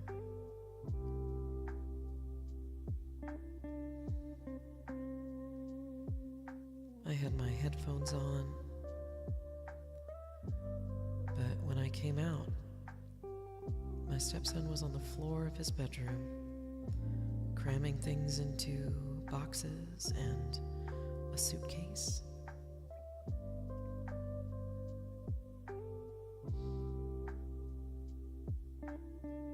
My husband was on his way back to the room.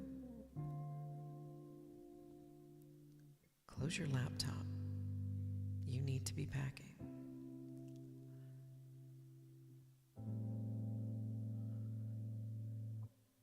I passed by the room again on the way to the bathroom. Because, bio breaks. And he says, "I'm sorry I'm not out, Wynne. I'm sorry I'm not packed yet, Wynne." And I looked at him and I said, "I'm not the one you have to apologize to.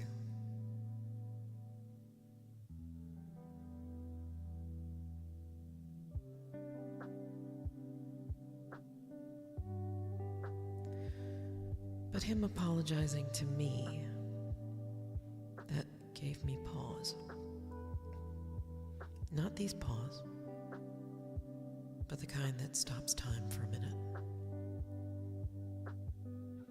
Made me stop and think, why is he apologizing to me?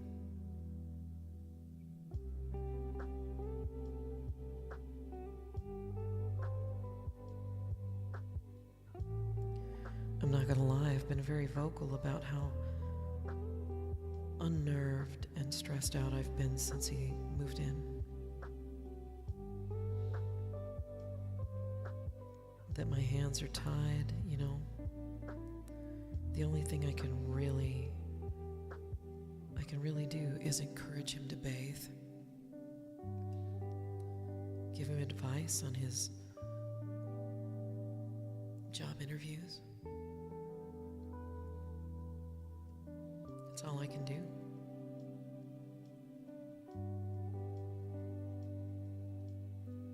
That and complain to his dad, which I'm sure has stressed my husband out. And I do feel bad about that. But one thing that we've learned over this is that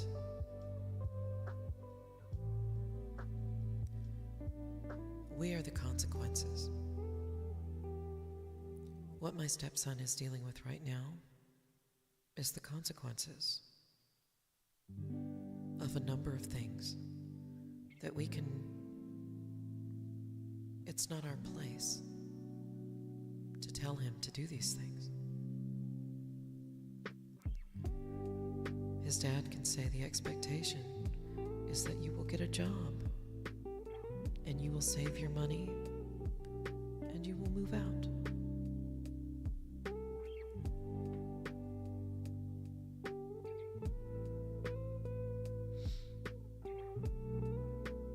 But that's on him. He needs to do it.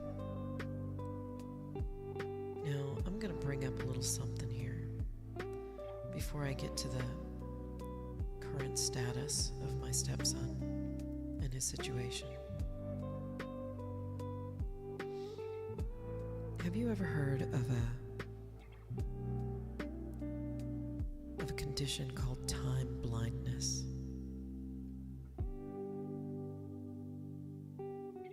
It's a real thing. I've looked it up on YouTube and everything. read about it on the internet. And see, it never had crossed my mind until I saw a thread about it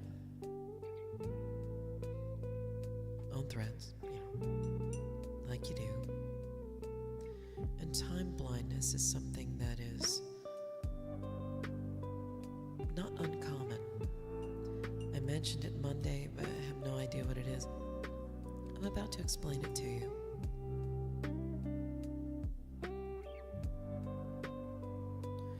Time blindness is something that someone with severe ADHD can experience and struggle with. Now, if you're a standard person, neurotypical, or not very ADHD, what ends up happening is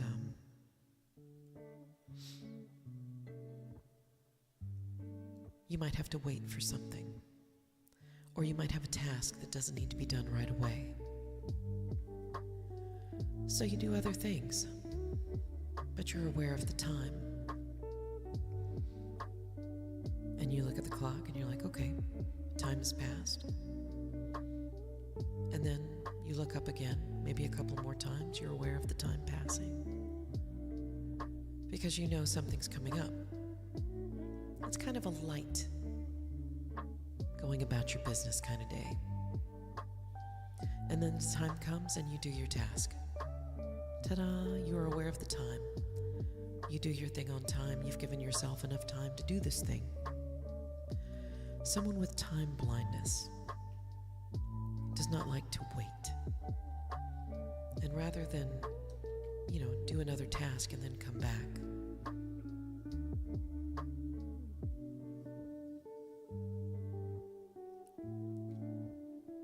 the time blind person will find something to do, find a distraction. Like maybe play a game or watch television or do a puzzle, whatever it is that they do.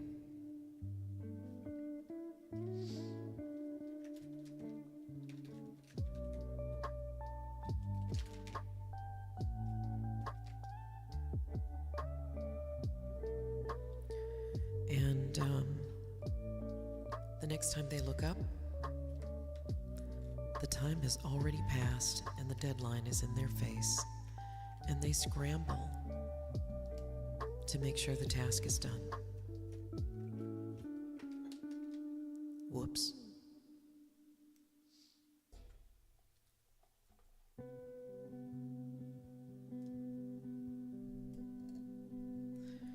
So, my stepson may be dealing with some time blindness.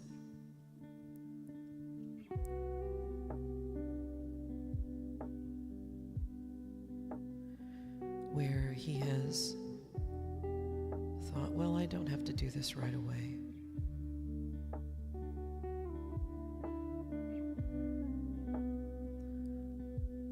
So I'll just, I'll do it later.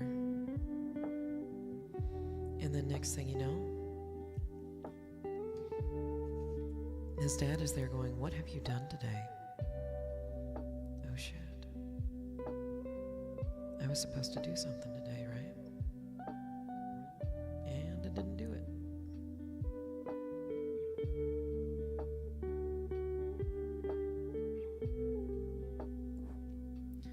I don't want to disagree with you or argue with you, and if you've looked it up, I do believe it could be a thing, but isn't this just time management and focus? Not really.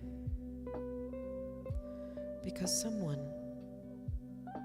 who is just really bad at time management, they're aware of the time, they just mismanage their time. But time blindness is complete lack of awareness of the passage of time. You don't notice time has passed until you break your focus, and someone with attention deficit hyperactivity disorder, hyperfocus is one of the symptoms. So what they're doing is they're hyper-focusing on their distraction to the point where they're not thinking about the time. They're not even thinking about what they need to be doing.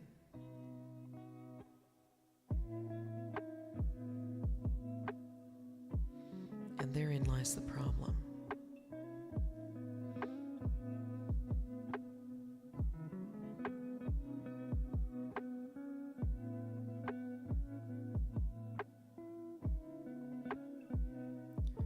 Oops, Bo's face is going to be just a little weird. So, my stepson is stressed out at the very least, not because we didn't give him enough time, not because he doesn't have a place to go. I mean, clearly he doesn't have a place to go. He has called family members. He has looked at apartments and not been able to find anything in his price range.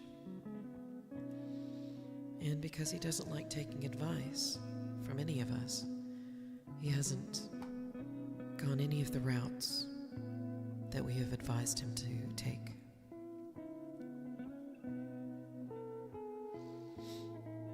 I'm going to see if the other black marker will do it. It's just so thick. So he doesn't have anything really. And he's panicking because he doesn't know where to go.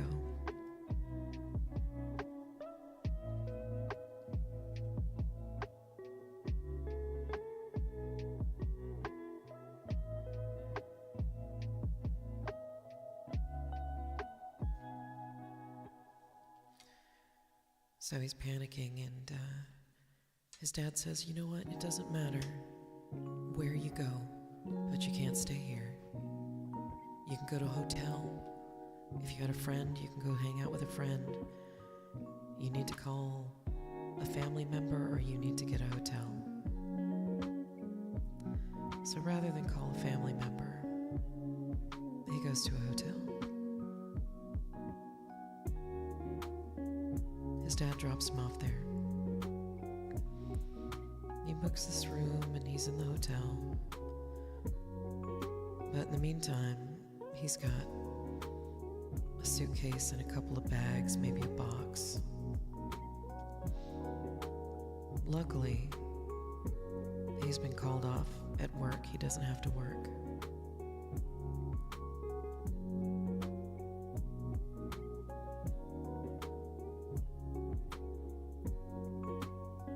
But he does have to be out the next day by 11. So Monday night he spent it at a hotel. Hotels in this area are, depending on how safe you feel, how many risks you want to take, they're anywhere from $85 to $120 a night. Okay, so just asking questions to better understand the situation. Not accusing anyone, I understand, yes. But with him having parents that were separated, is it possible that each parent thought the other parent was teaching him these life lessons that he needs to know? That is a very good question. And I do have an answer. The answer is yes. They did teach him these life skills. They've been talking to him since he was a teenager about saving money and budgeting.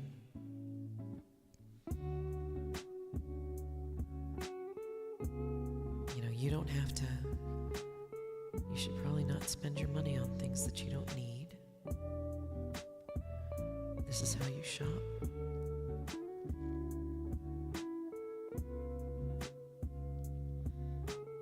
So he has had these skills. It's just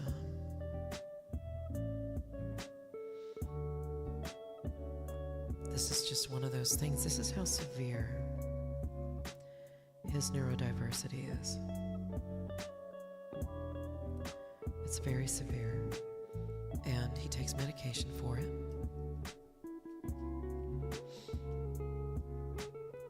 But see, this is where it all comes down to, excuse me. This is where it comes down to, you are responsible for yourself. You're responsible for taking care of yourself when you have a cold.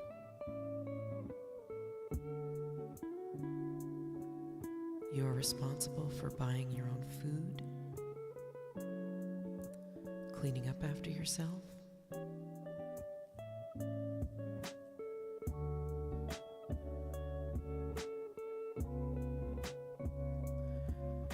And you are responsible for looking for an apartment and looking for a job. And this isn't his first job.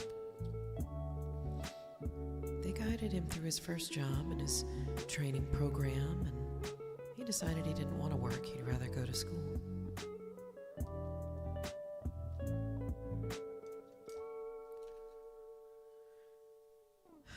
And that did not work out. And I won't go into that because it'll make me angry, and this is not about my anger. This is the story of a young man who is going to be okay, because we're not going to let him drown. But he does need to figure it out. He has been taught these lessons many, many times. He's been taught the lessons. He has had his hand held.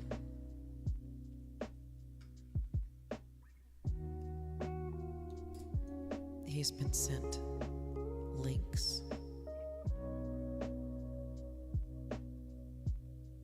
to places that he's qualified to work.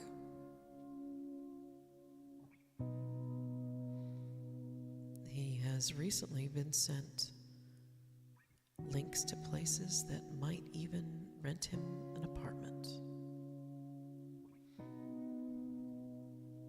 And this was recently, honest.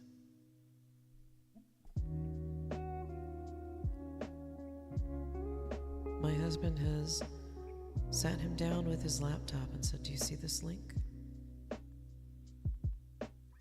This is the kind of search you need to do. This is what you're looking for. Here you go. Now it's your turn. You need to do it. Go ahead."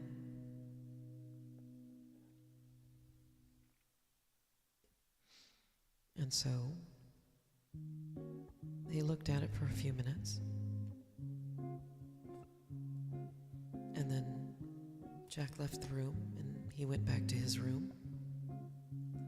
Well, I'll get to the apology. Why was he apologizing to you?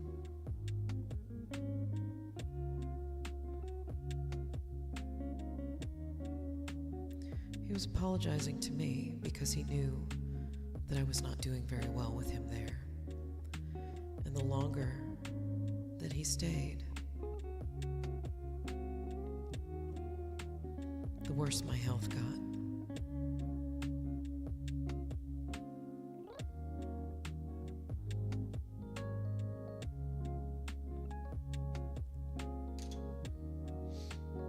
He was apologizing to me because he had heard the complaints that I had made to his dad about how I was not feeling well, how I needed to sleep.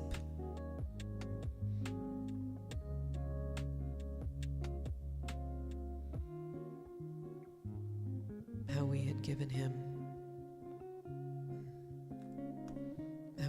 him a whole year after he was only supposed to be here 6 months.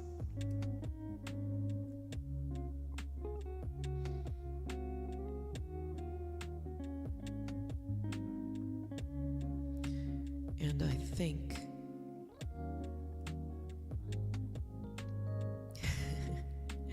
it was a health issue for me, yes.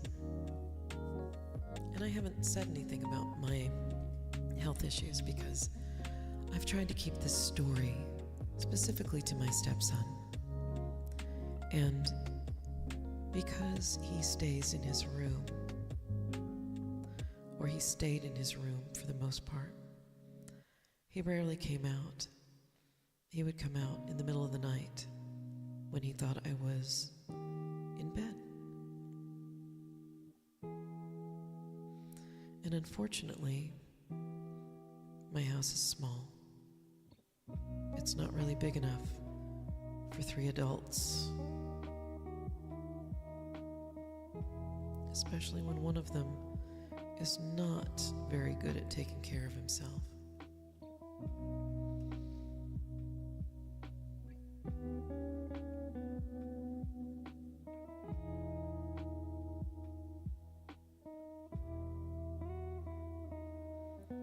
So the smell stressed me out. Him walking around at 3 a.m. stressed me out. Him walking around with his computer volume on stressed me out.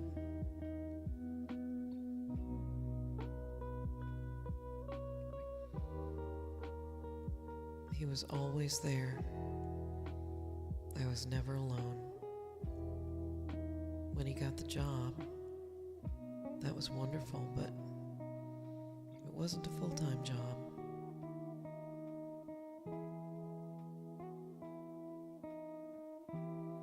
So many days, it just didn't have the privacy or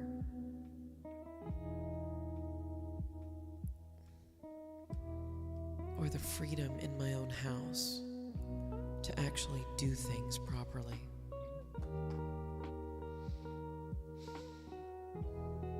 And today and yesterday, I got a lot of stuff done. 2 nights in a row, I have slept. The third night, though, the third night was difficult because my husband was being affectionate and he patted me on the backside before he went to work and he woke me up. I'm not sure why that woke me up. It usually doesn't.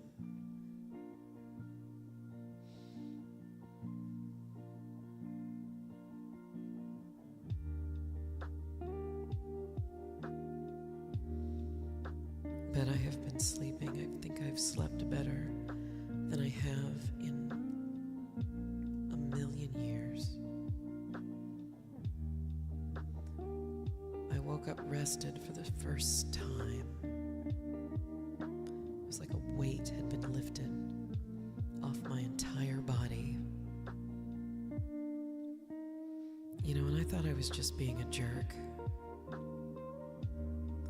by having the complaints. Rollerblading through. No, not. It would be different if he was actually doing something. But he wasn't. He wasn't doing anything at all. He wasn't looking for work. He wasn't on the phone with friends. Once in a while, he'd play a video game. But for the most part, he pretty much just sat in his room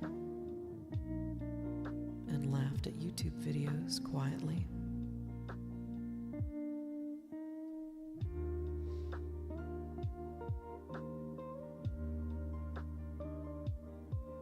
He didn't put together any hobby sets.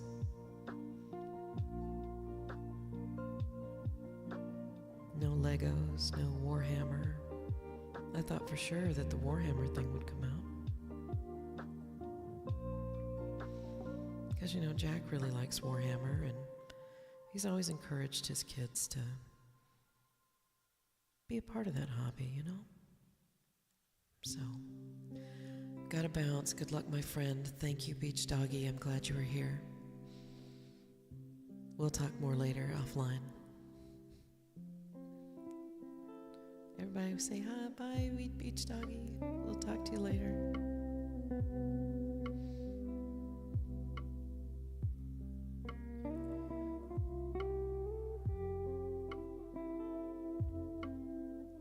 No, he just pretty much sat there.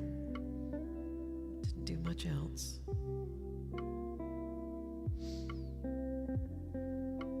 Very unsettling.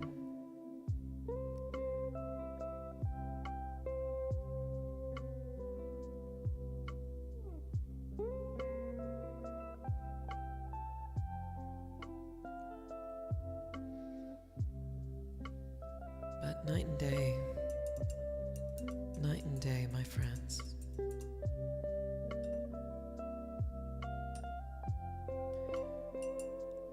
Last night, my stepson spent his second evening at a hotel. He came by the house to do laundry. We're okay with that. We're okay with him hanging out. That's not a big deal.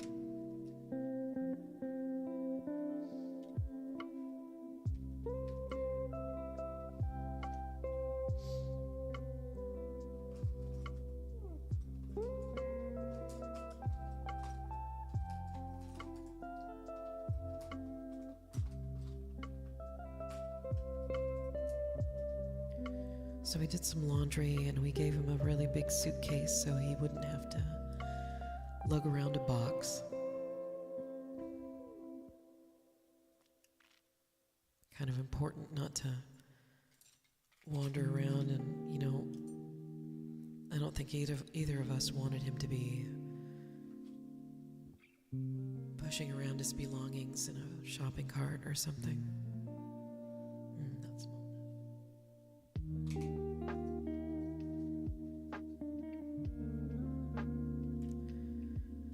So,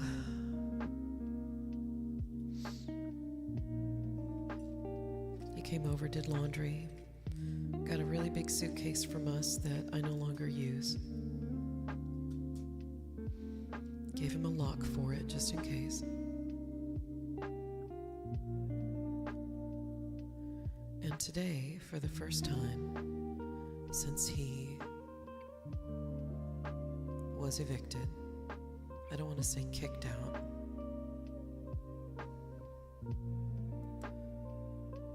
He's known it was coming. And some people just need to learn the hard way, because he never really took any of the deadlines seriously. And it's not that he's, it's not that he's arrogant or that he's, so at 22, there's a little bit of youthful arrogance in there, a little bit of pride.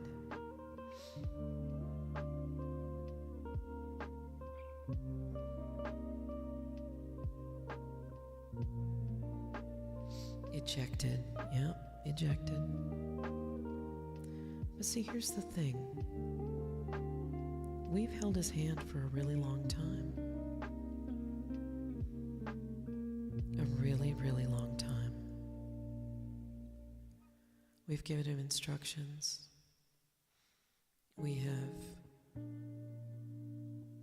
reminded him to do things that he needs to do for himself. Like, be sure to make an appointment for your doctor to do the thing. Make sure you find a therapist, because you have to be on some kind of cognitive behavioral therapy to be on some of these drugs. Many of them are controlled substances. I think Ritalin is a controlled substance.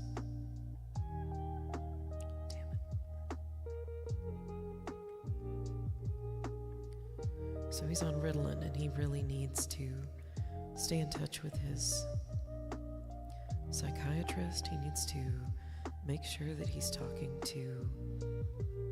supposed to be doing the whole 9 yards.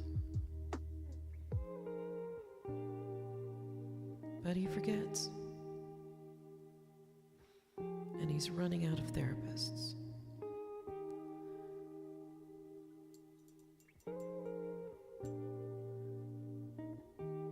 Now, a lot of this, it's not just... Because like I said at the beginning of the stream, he's a smart young man. He's smart, he's capable. You tell him to do something, he'll do it when he remembers. But you have to remind him every 5 minutes, or you have to stand over him so that he does it now.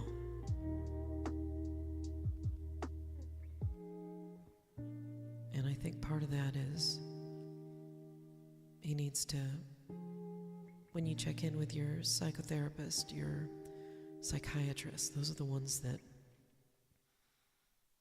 prescribe you psychotropic medicine,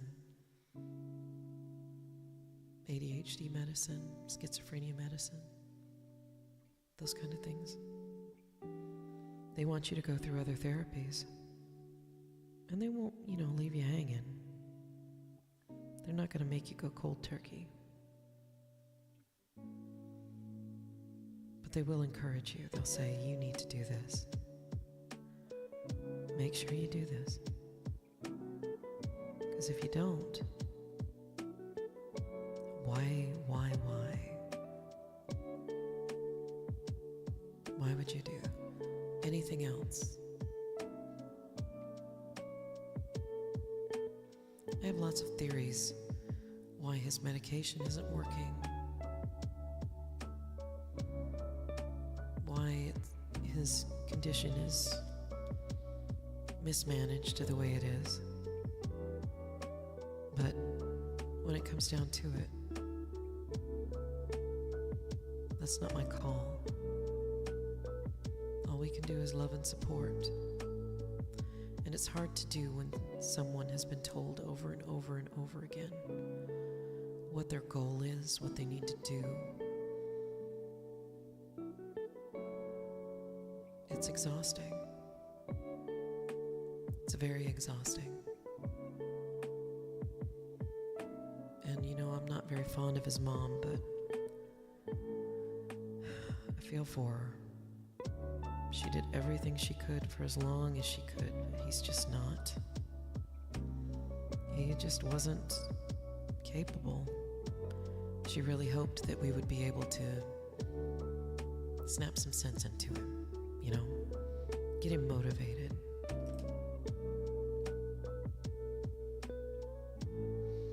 But we weren't able to do anything either. And that's kind of sad.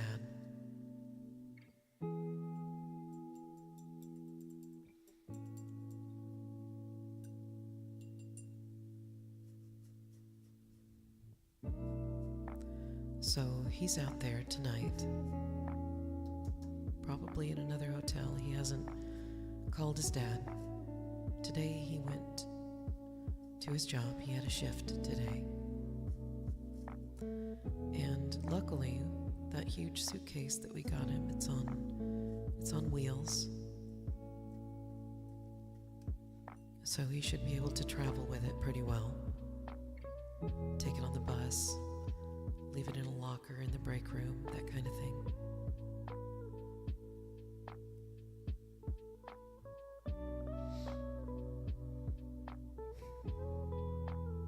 We'll hear from him later tonight.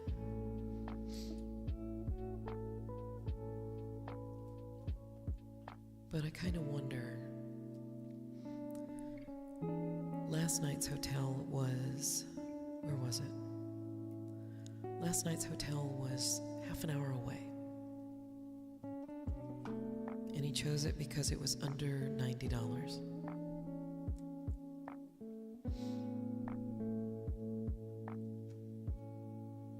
And yesterday, I sent him links to apartments or house shares that I thought he could afford that were open now.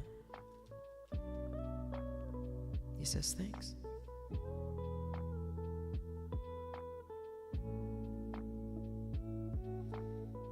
But did he do anything about it? I don't know. Probably. I mean, he's finding living in a hotel, a different hotel every night, to be quite not what he wants.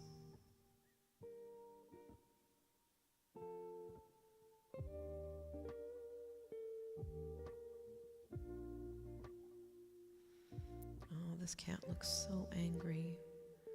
Bo does not look angry.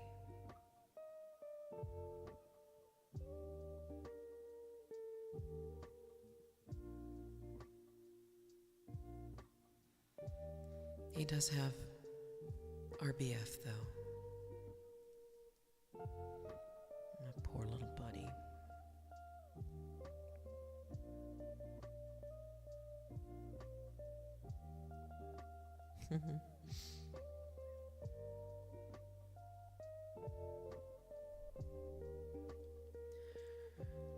So hopefully he looked into those things, and he has, what do you call it? An IEP? I'm not sure what that is, but it's supposed to help him get some kind of reduced rent housing. Why is it a different hotel room each night? Well, he's learning. He's learning how it's supposed to go. The first hotel room was, I think, $96.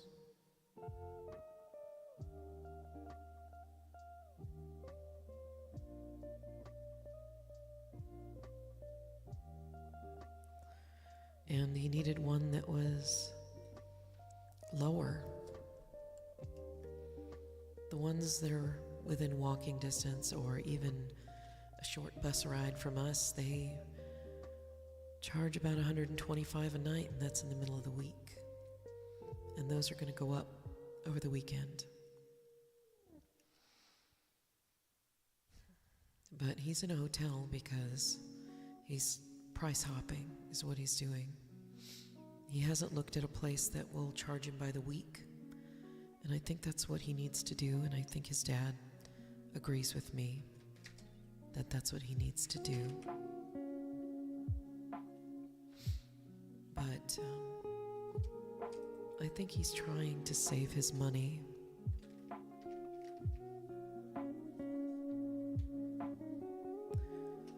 Trying.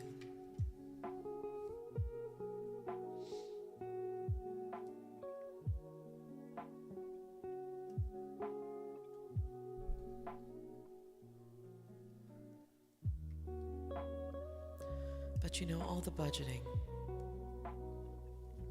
all the other things that his parents have taught him.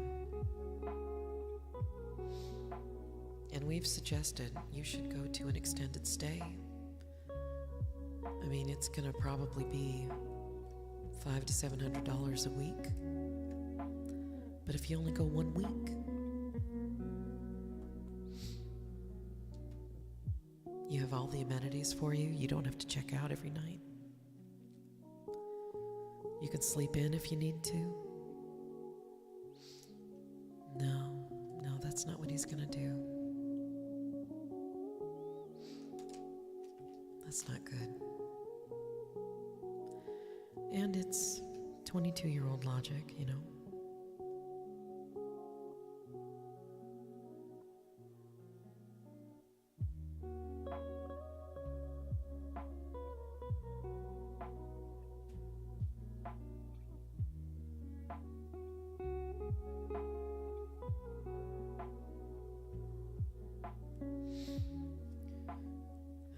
There are other places. There is a place that is probably about half an hour or so from here.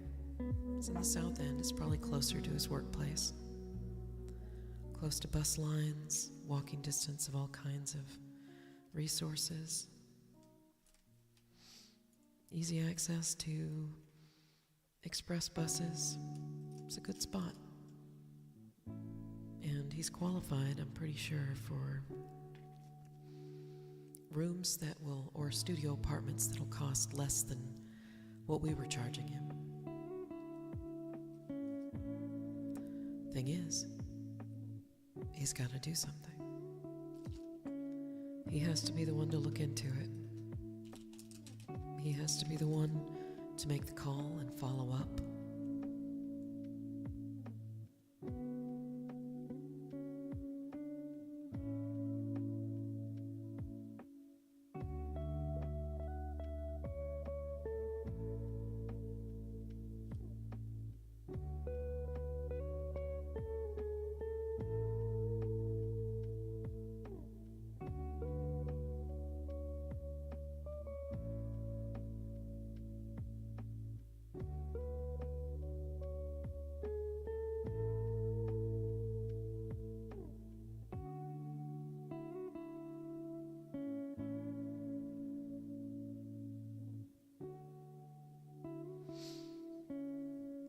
So he kind of only halfway knows what he's doing.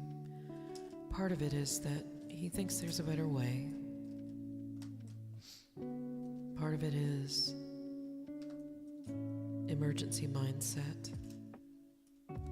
And now that he is on his own, he's independent of us, flailing a little bit, he's taking more of our suggestions.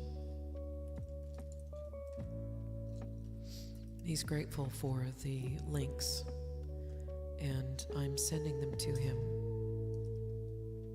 every day. So I think over the last 2 days, I have sent him 10 links to places that I think he could afford, that he might be able to do a thing with.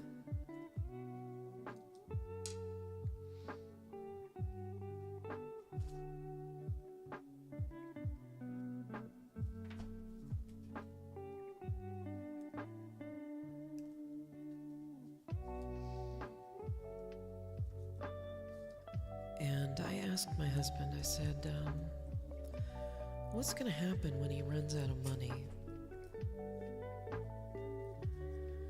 What's going to happen when he realizes that that's just not practical? He says, I think he knows that it's not practical. And I agree. He knows it's not practical, it's not feasible.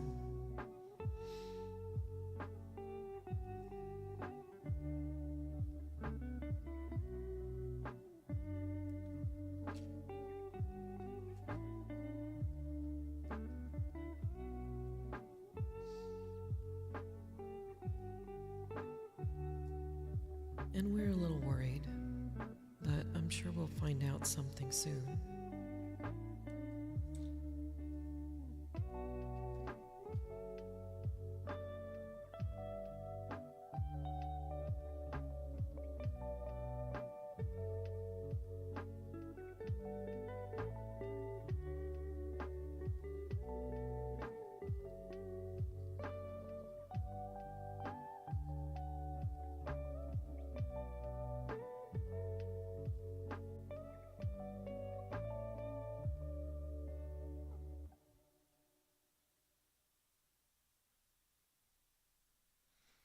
So that's his story.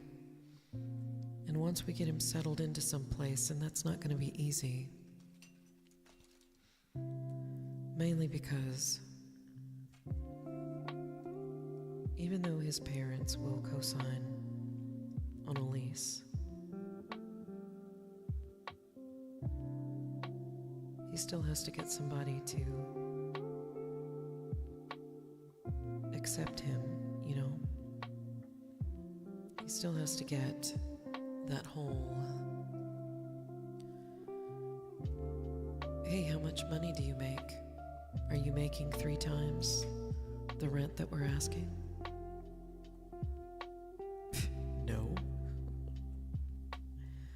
Well, then I'm sorry, you can't We don't have anything open for you. Why not? Because you don't make enough money. Good luck.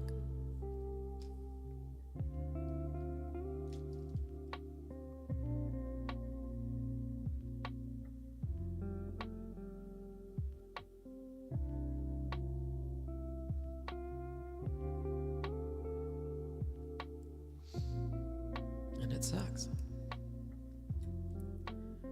See, my stepson has a sibling, and his sibling was very much inspired and motivated to move out and become independent.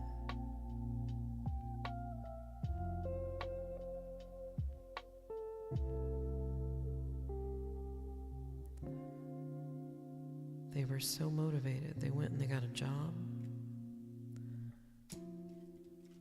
You know, they weren't going to school. They didn't really have a lot of motivation for school. That's fine. Not a lot of people like school.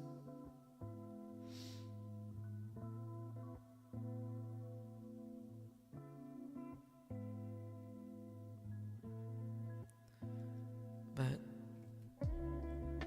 they had friends. They had friends from high school. They had friends from work. They had friends. And those friends, they became roommates.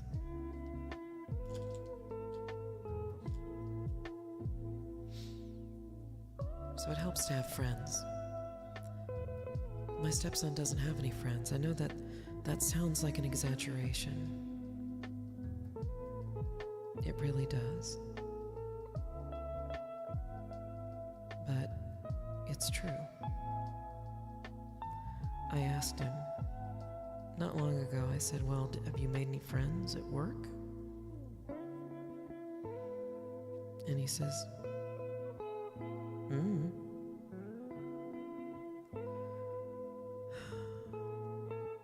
Why haven't you made any friends at work?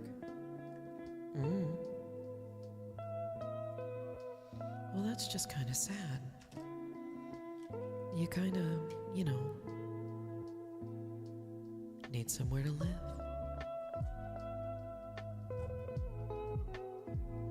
Am I right?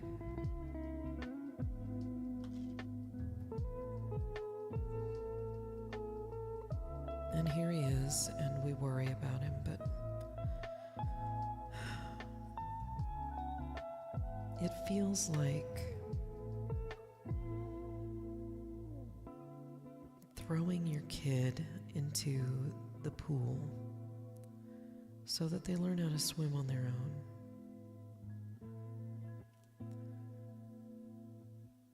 But you know what? It's working. He's never been so motivated. He's never done so much in so little time. Hopefully he's looking at those listings that we sent him. And when that's done, hopefully he'll look at the job postings that we send him. I think he'll really enjoy the independence once he's figured it out.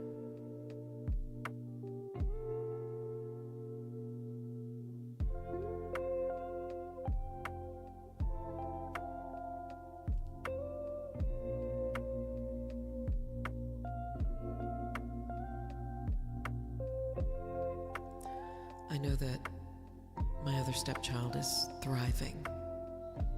I mean, really thriving. And sadly, we rarely see them because they're doing what kids are supposed to do, which is find themselves and figure out their place in the world. Sometimes it's easy. Sometimes it's not.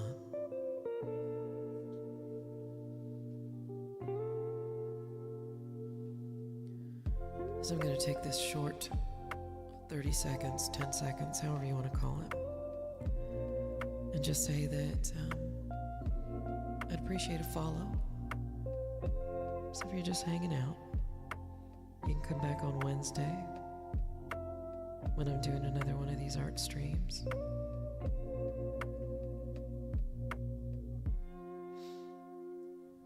Doing an art stream and talking about life. Sometimes I even make up stories, you know.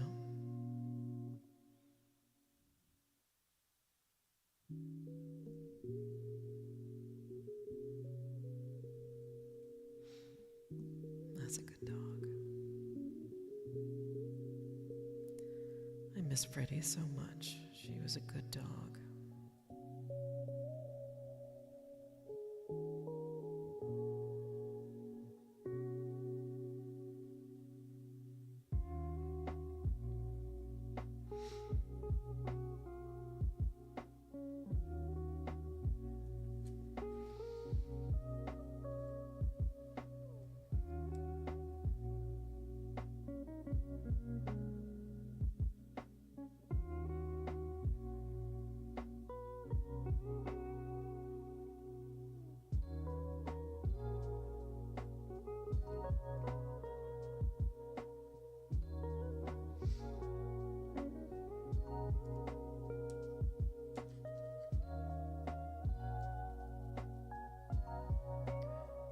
So this guy,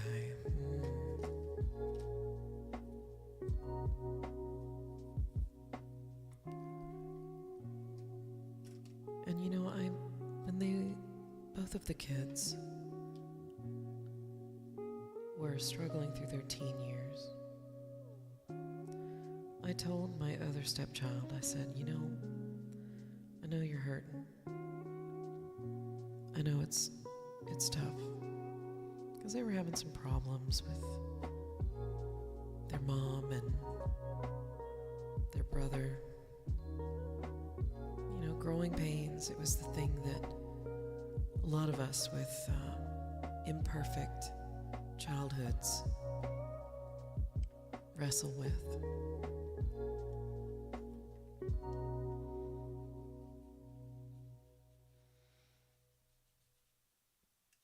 You just want to be your own person.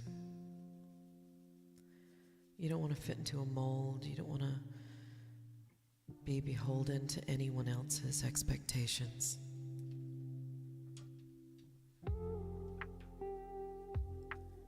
You just want to figure out what's out there.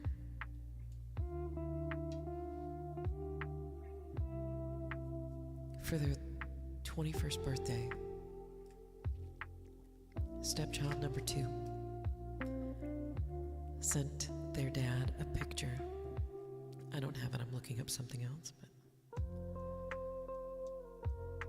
sent a picture from the California coast. They joined a couple of their friends, got in a car and did a road trip south, right along I-5. Little detour off 99, Pacific Coast Highway.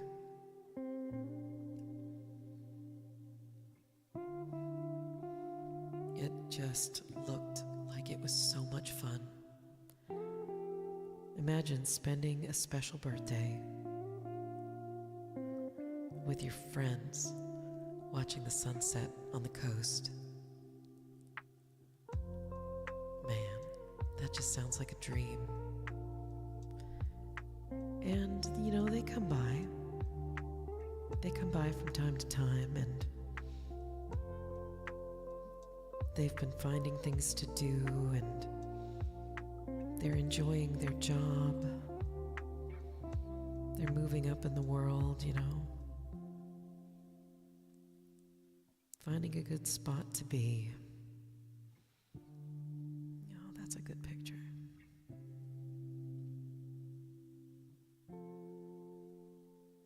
Silly little poof.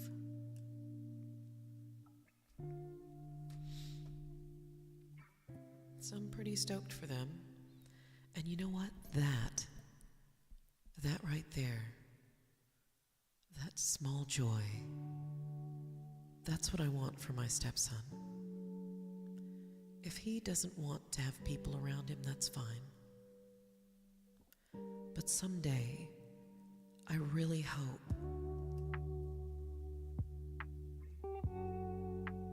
that he might send us a picture someday of him doing something that brings him that kind of joy. Maybe it'll be at a coffee shop in a completely different city.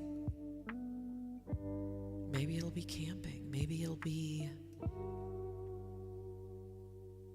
with someone he loves deeply. But that's what I want for him. And I want that for them both.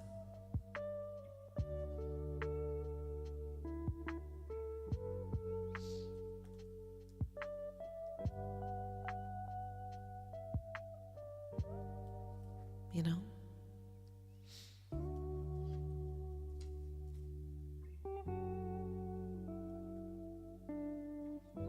I can't see a darn thing. These glasses are terrible. Ah, there we go.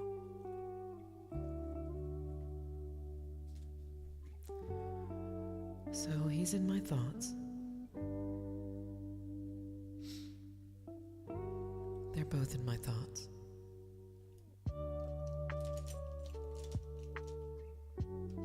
And that my stepson is scrambling. The community wants that for you as well. Yeah, I want that too. And let me tell you, today, even though I was relieved, I felt free. And I was concerned. He was always in the back of my mind. And it seems kind of strange to me that I would be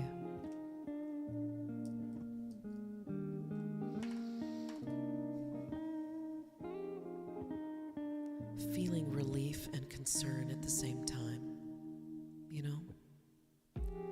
I wonder if parents everywhere worry about their kids and whatever it is that they're going through, or if they are confident enough in their children, their adult children, to trust that they'll be okay, that they've got this, you know?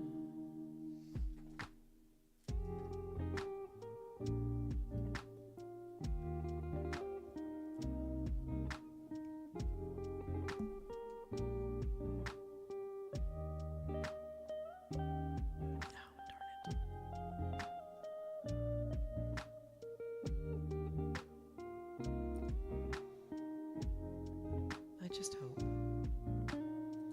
You know, I want to be able to trust him enough to know that he's going to do whatever's right for him. He's going to figure it out. And this trial by fire that he's going through right now, it's tough to watch, but it has to happen. And as for me, I don't think I have ever been more productive. In the last couple of days, I have done a lot of cleaning. A lot of cleaning that involves me being in clothing that I probably won't wear again because of that.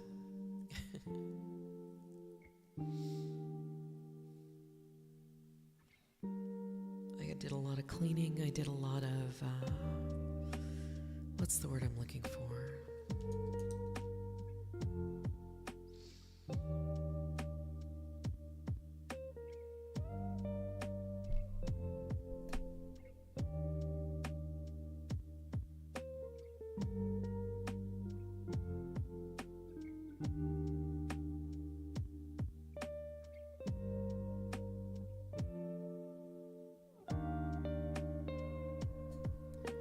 Of overdue tasks,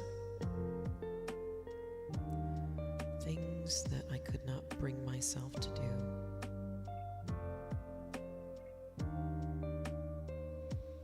because I was stressed out or exhausted.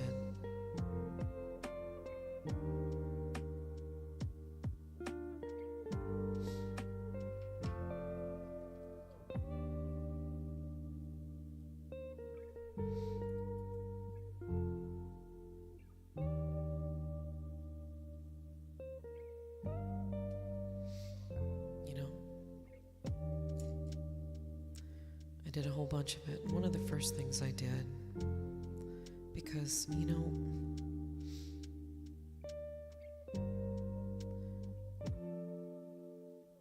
my stepson first moved in with us, he was kind of a mess. And it was one of the things that his mother was at the end of her rope about. I'm pretty sure of it. He wasn't really taking care of himself. He was smelly and frazzled, and we took him out of that, We put him in a spot where he knew he had to do a certain thing a certain way.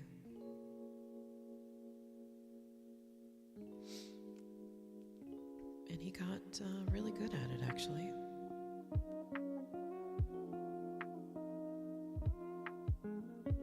The smell went down. And, the last week I couldn't smell him at all. But there was always this lingering pheromone thing that young men have.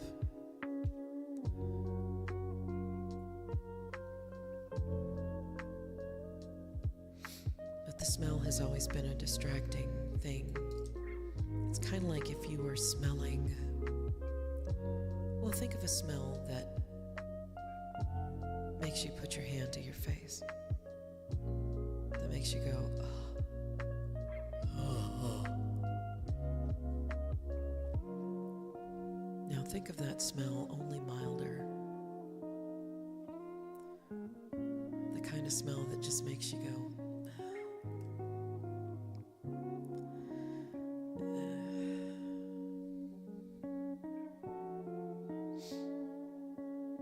and if the door was open, it would waft into the master bedroom, into my office. And I knew that if I couldn't smell it, it was time to change the cat box.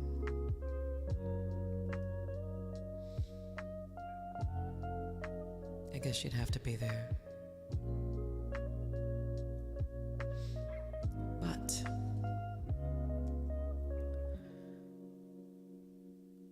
today, which is Wednesday, and knowing that he probably isn't going to come back,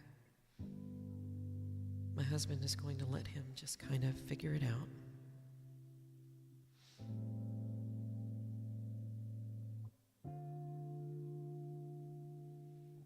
I went into that bedroom where all of his stuff is gone, and I opened a window. I opened it wide.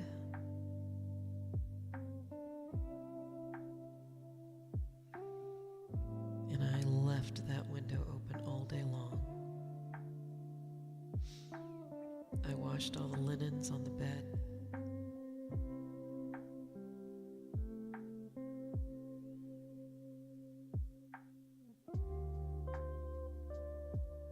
I did a thorough vacuum of that bedroom.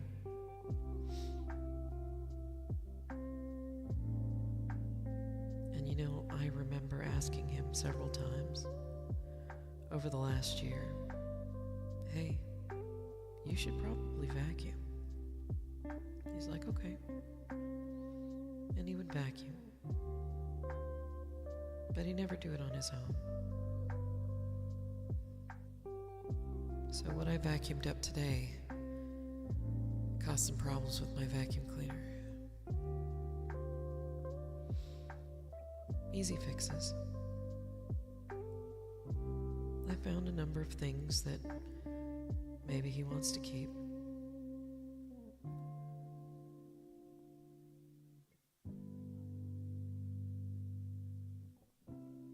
You know?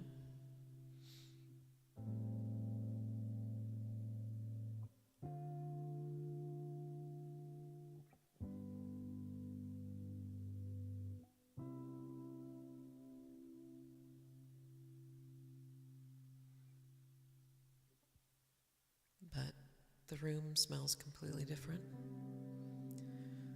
The bedding is clean and folded, and when he has a place, it'll be ready for him to take with him.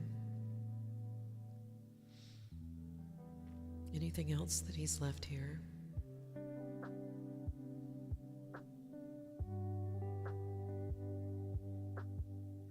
Anything else that he's left here, it's nice and packaged up for him. I throw out some of the paper bags he had packed up his stuff in.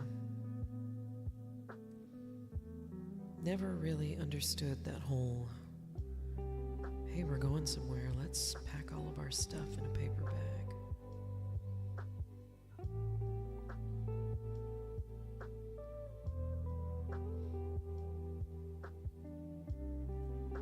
But he had a bunch of stuff in paper bags that he left in the garage, so I went out to the garage and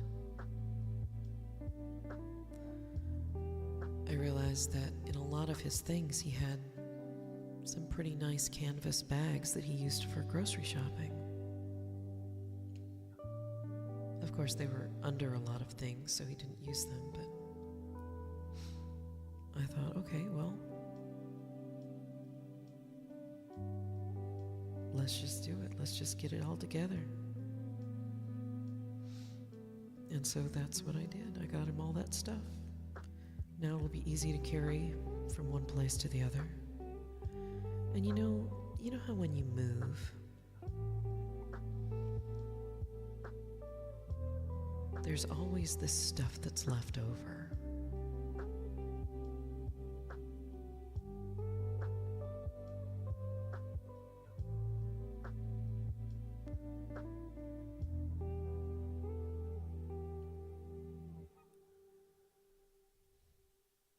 And I think I just found all of it. He left a bunch of stuff in his dresser drawers that I think he wants to keep.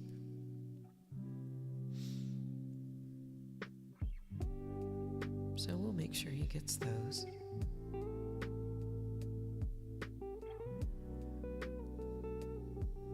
At any rate,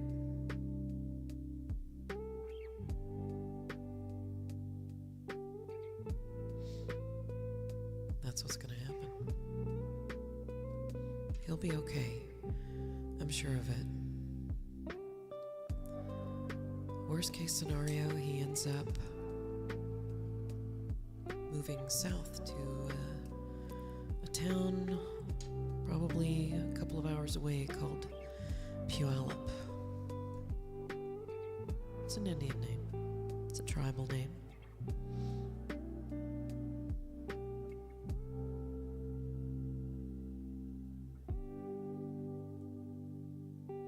But he has grandparents there. But you know, I don't think he wants to do that.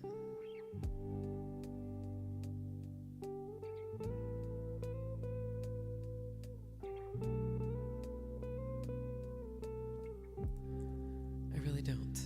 Let's get a little closer. Oh, we're already close. Let's get close like this.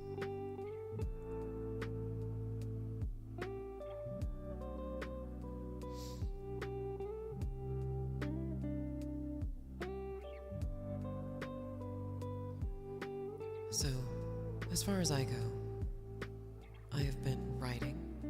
I've been doing stuff like this. I've been thoroughly enjoying myself. I did a lot of cleaning. I put a lot of stuff on Buy Nothing groups. I've been purging items like there's no tomorrow. I just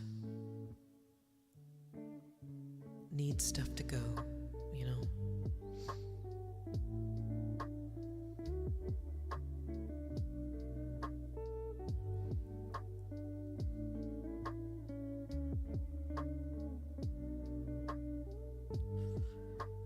I need stuff to go. Jack has wanted me to get stuff to go. Hey, Wynne, when are you going to clean up the turtle tank? Turtle's been dead for 5 years. This is true.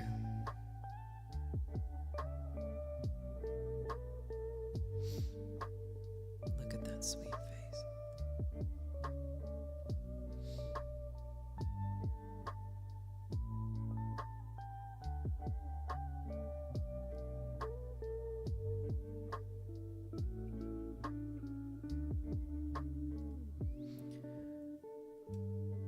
And I'm already looking at guitar pedals because I want to make some crunchy metal music,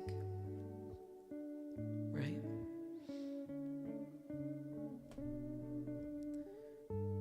The Harmony ladies sent me a new song to toy around with, and I'm like, okay. Now keep in mind the Harmony ladies don't do any writing. They don't do any writing at all. They are fully all about let's play with covers and see if we can harmonize.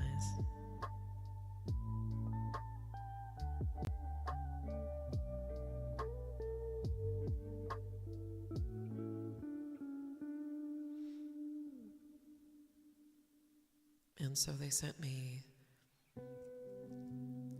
When I Need You by Leo Sayer.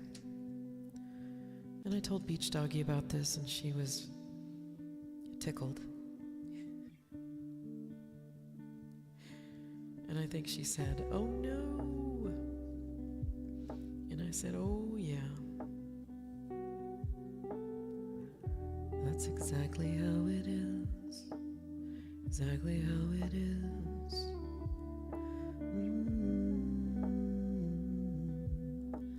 So I'm looking for a darker orange, but I don't think I'm going to find anything. Gonna have to improvise.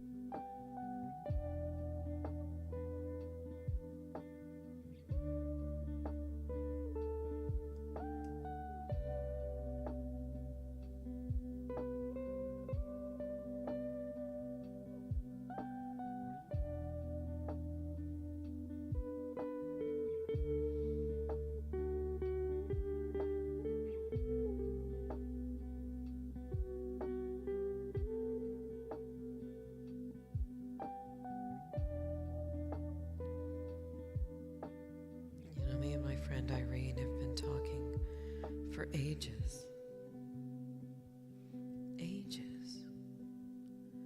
about doing something with a metal band, you know? But we gotta write stuff. And the funny thing is that I've written a lot of stuff. A lot of it is, I'm pissed off and I can't take it anymore.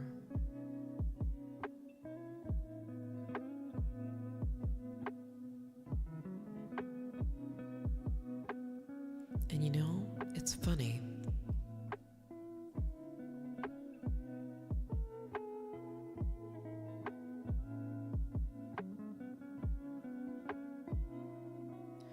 Irene wants me to write. But I want her to write too. I just don't know what she's angry about as much anymore. I see Irene a lot. We play games, we make music, we light little candles, we do girly things.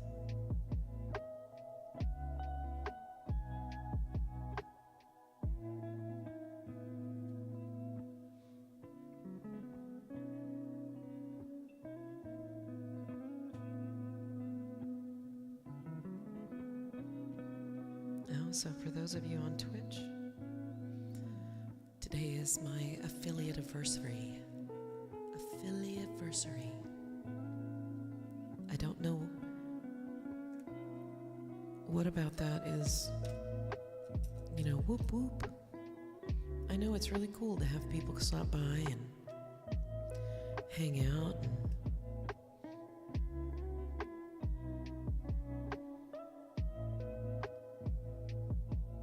I'm still not sure of what a hype train is. I mean, I understand it's, hey, people give you stuff and then it inspires a bunch of other people to give you more stuff, and then there's the hype train, but there should be like more noise.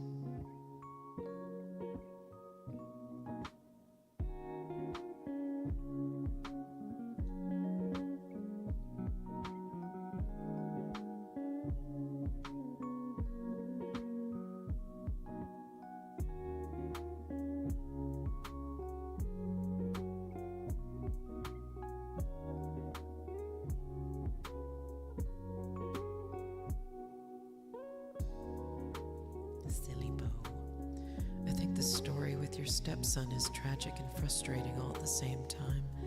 I do too. And it's even more tragic knowing that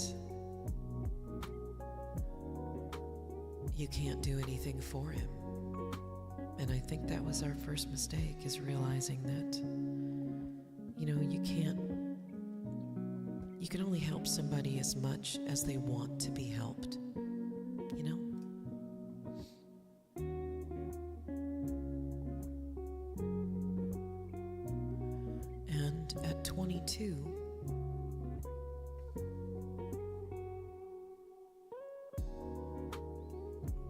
At 22, you should at least know a little something about what you want. Do you want to be left alone? Do you want more privacy? Do you want more music, more sex, more travel? What exactly do you want, right? I look forward to your metal project with Irene. I look forward to it too. But I gotta tell you, I am a little nervous. And I'll tell you why. I'm nervous that by writing from my gut for the first time in a really long time, I'm worried that it will be off-putting, offensive, or embarrassing to share. Doesn't that sound silly? Wynne, don't you cuss around your friends? Well, yeah, of course I do. I don't do it here because I never know who's going to be watching. But, oh, that's still kind of sticky. Look at that. A little bit of blue right there.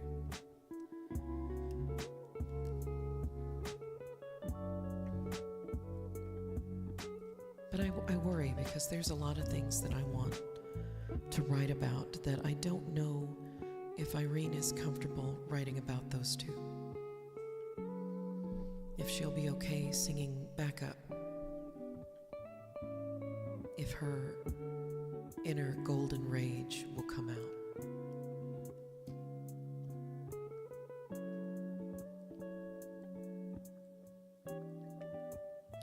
So if you're that worried, just mumble. There's been people from that area that have made careers out of it. Like, I don't know. I'm not going to name names because they are loved everywhere. But yes, I have a whole party game called Misheard Lyrics. And guess who's in there? anyone from Ozzy Osbourne to Celine Dion to Jay-Z.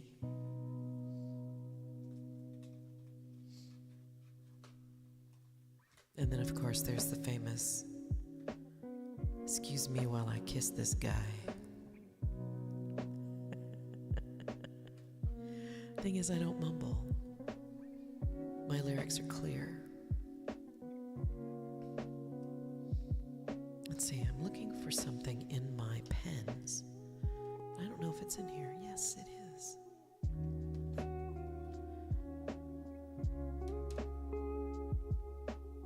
All right. I'm going to go to my main screen for a minute because I don't want to give anybody a seizure when I do this. Okay.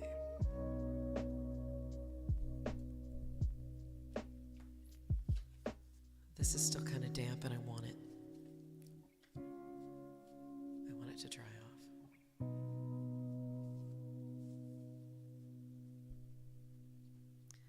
Super fun, right? Oh, did you see this?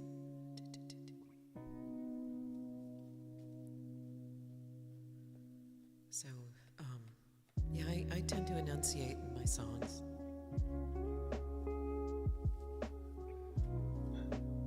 And that's one of the things. Now, in my last band, my band was full of men. Not just men, but family men. Yeah. Family men that have told dirty jokes.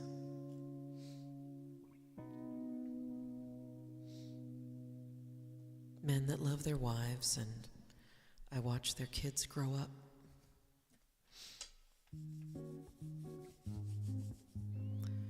But see, here's the thing. They were like brothers to me.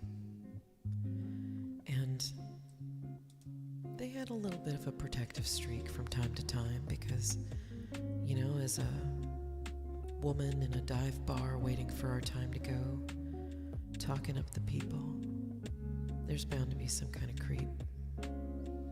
And my brothers would look out for me, which is always nice.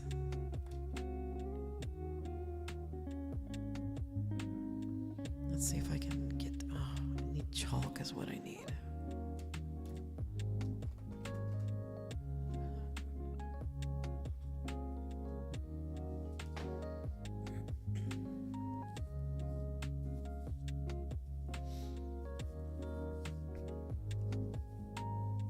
There we go.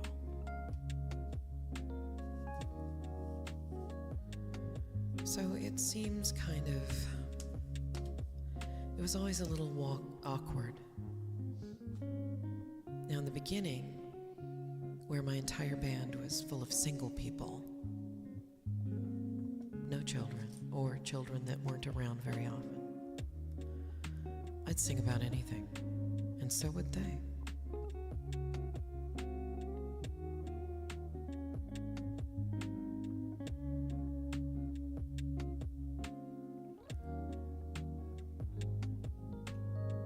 Let's get in a little closer.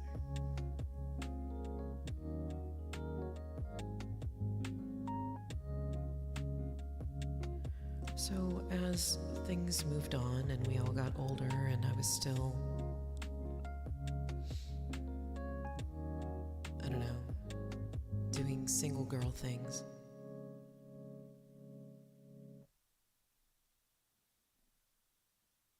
it just felt awkward, you know, to sit there and talk about the things I was going through, like what my body was going through.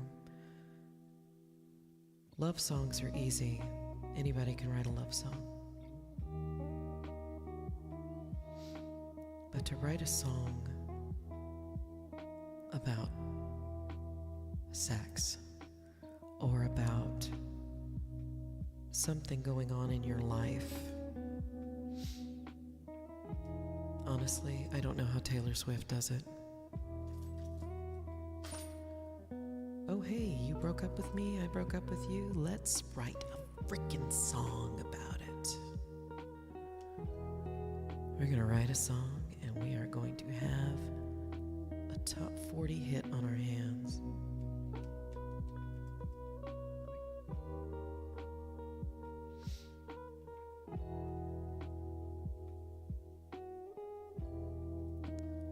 Yeah, I can't do that.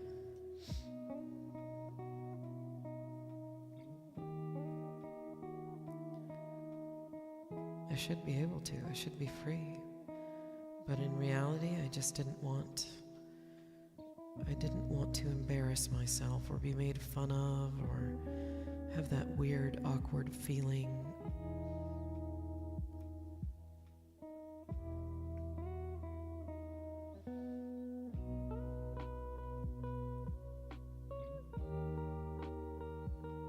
I mean, if Madonna wasn't a solo act, do you really think that she would have written and performed all of those songs that she did? See, I can remember in the Truth or Dare movie, I think that was released in 1991, 92.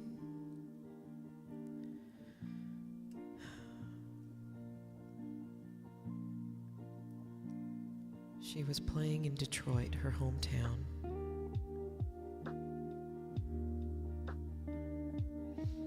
And her dad was going to come and see her perform.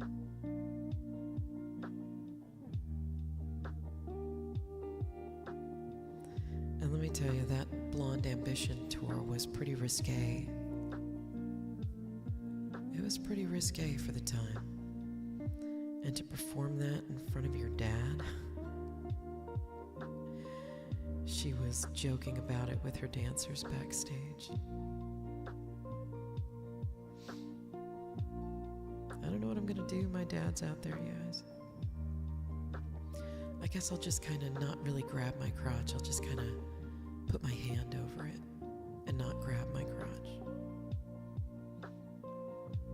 Spoiler alert. She grabbed her crotch with her dad and her stepmom in the front row.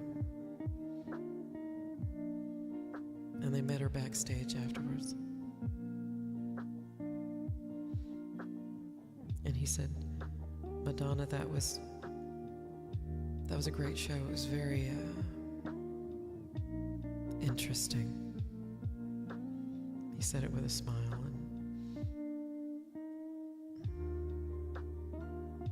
If you're familiar with anything Madonna at all, a lot of her music was, especially her early tunes, were about her struggle with the death of her mother and getting along with her dad and making peace with Catholicism.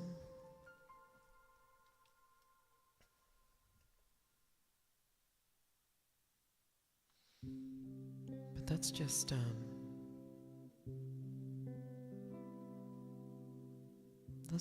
life, you know. Artists reflect their lives in their work. Sometimes they're mad at the world. Sometimes they're mad at the hand they're dealt.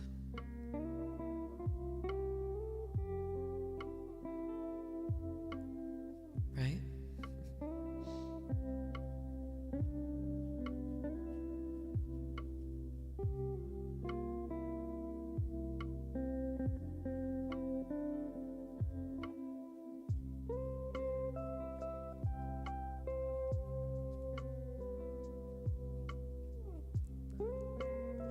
If you think about it,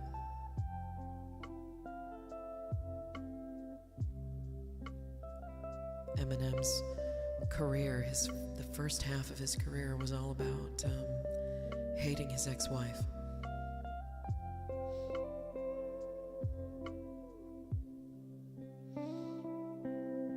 Very public, very, very bitter time in his life.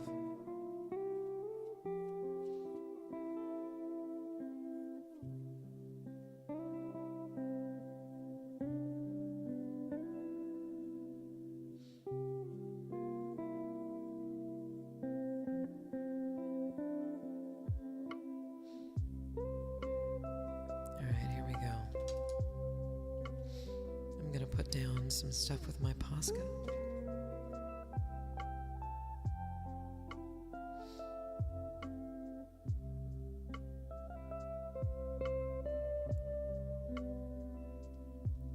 Gonna put it down with my Posca, and then we'll take it from there. Let's see if we can elaborate on it. If you're wondering what this is, I use it when I'm painting. I'll put one, this can go somewhere on the canvas or more likely on the easel, and it helps me steady my hand without putting my hand in paint. It's very handy.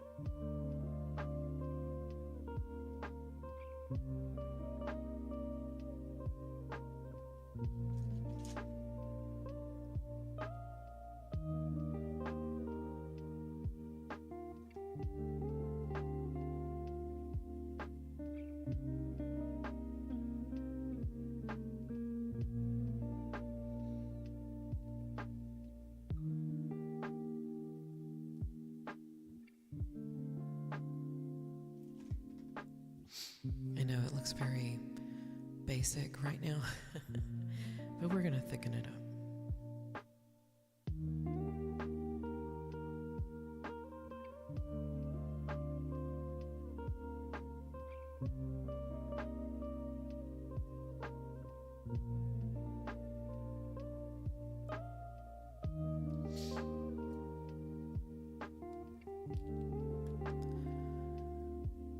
I don't want anybody to feel bad for my stepson. He has a disability that he needs to figure out. He needs to take control. He needs to figure out what it is that he wants. He needs to decide that he wants to be healthy. He needs to decide that he wants to do what's necessary to make that happen.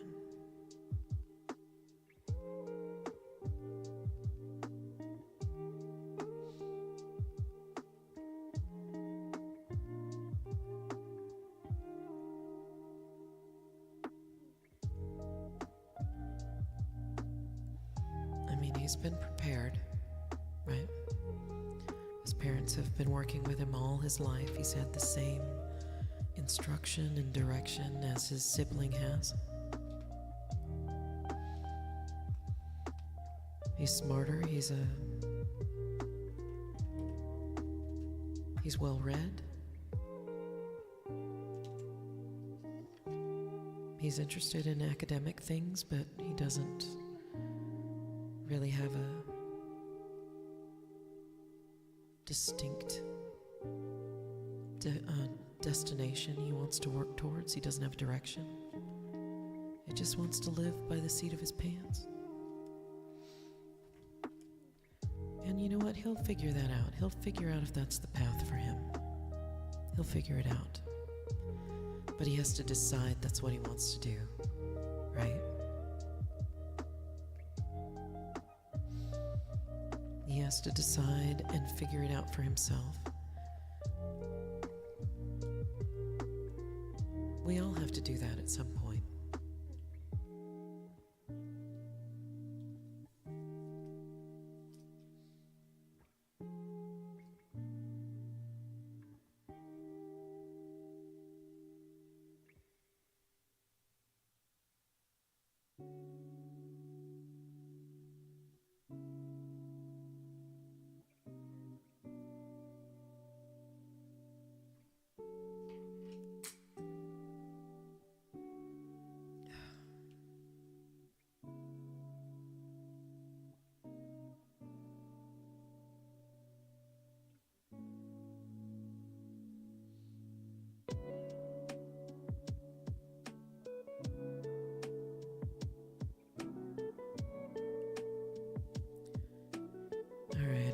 check on my music because I have a limited amount of time. Oh, we're doing okay for now. We have less than an hour. Again, tonight's music, if you're on YouTube, it is in the description from a YouTuber named Excelette, also known as Crystal Dragon Beats. He's on Spotify as well. They've got a lot of stuff for streamers. So if you like this lo-fi, go check them out. Add them to your playlist.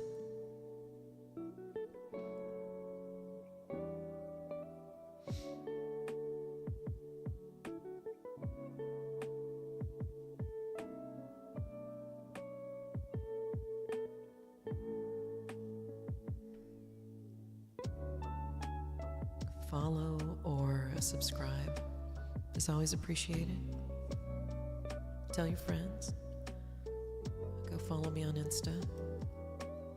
I don't post very often, but when I do, it's a story.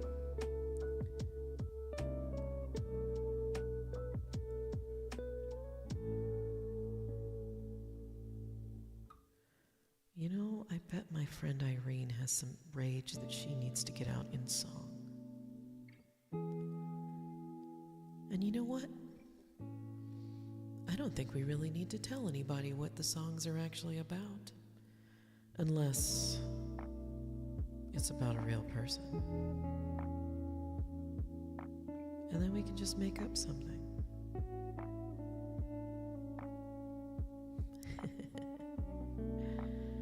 And I laugh at that for one reason. And that is, I have a song. It's on my Bandcamp. It's called Marry That Girl. And it gets more plays on Spotify and Bandcamp and anywhere else because there is a one-hit wonder out there who has a song called Rude. And the hook is, marry that girl. I'm gonna marry her anyway. And that's not my song. But people hear it. It starts out with a great line. You kind of have to listen to the whole thing. Wynne Blue at Bandcamp. So there's my BRB. Isn't that fun? I'm gonna still flesh out the other stuff up there. Now the whole point of this is that last month I didn't run any ads on my Twitch channel. And I felt bad about ads, so I decided, you know what, I'm not gonna do any ads for a little bit and see if I can, get people to stop by a little more. That kind of thing.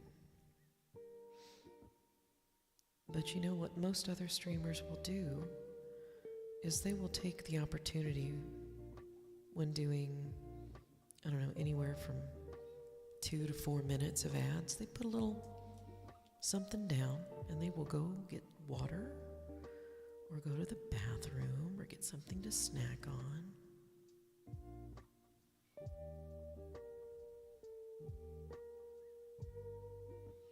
I'm like, I should do that too. But rather than have somebody, come to the channel and only see my screen instead of a commercial or whatever it is that they do, I would like to put something up that says, hey, I will totally be back. Don't go away. Come say hi to people. Come try out all my follower emotes that I still need to do more of.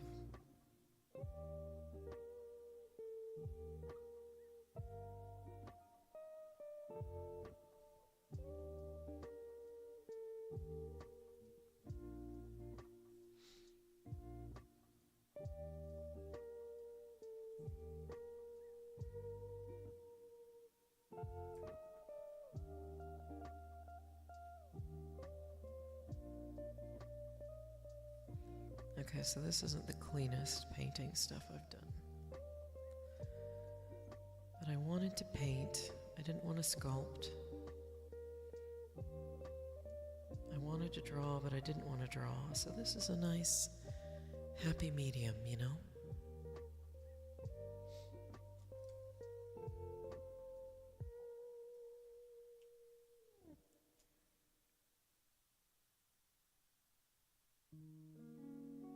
My husband's been cooking.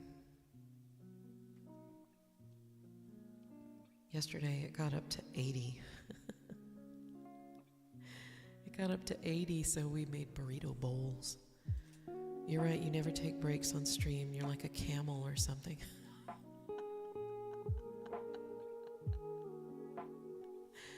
Well, you know, sometimes, okay. I don't know what it is. I feel weird about taking breaks. I feel weird about having people just kind of wait for me, even though I know I'm human.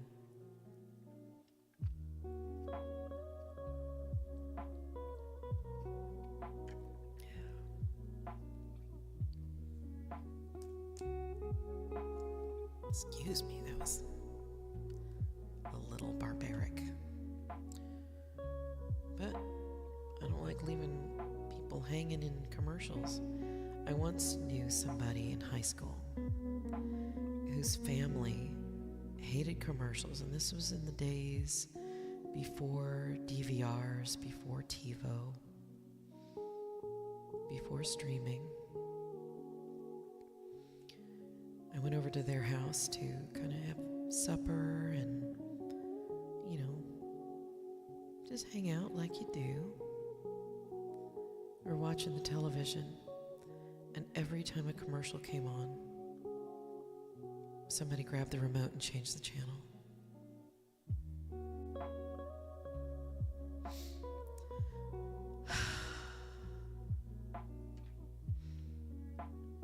And when they found something that was interesting, that's what they watched. Until a commercial came on.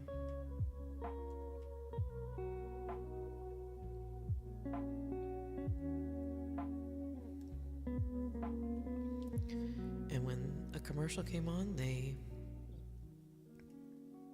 would go back to the previous channel. And if there was a commercial there, they'd keep looking. And they'd do this until they had about 4 channels that they'd go back and forth around, following 4 different TV shows.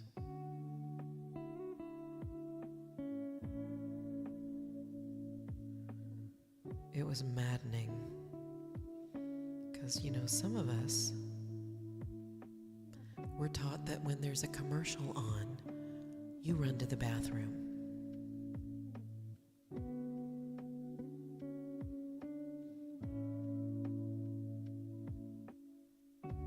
Or you go get the mail, or you take out the trash. Commercials in cable TV could run in just about that time.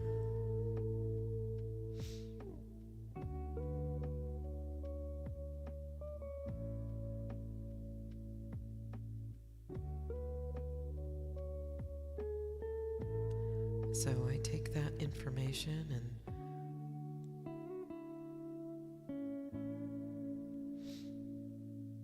I think, well, what if they're not the only family that doesn't like commercials? And then TiVo came out.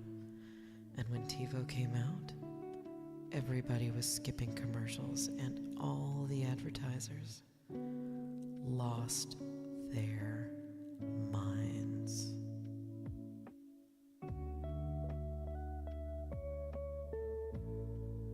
They're skipping our commercials. What's the point?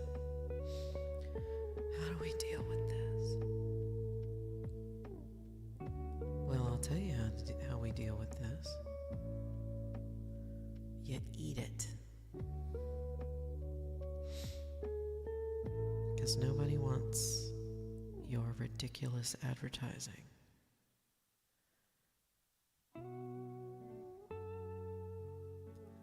And now everybody's on the internet. And we have to deal with commercials unless we have an ad blocker. And then websites try to shame us. They try to shame us. You're using an ad blocker, aren't you? Don't you want to help us? Don't you want the site to keep going?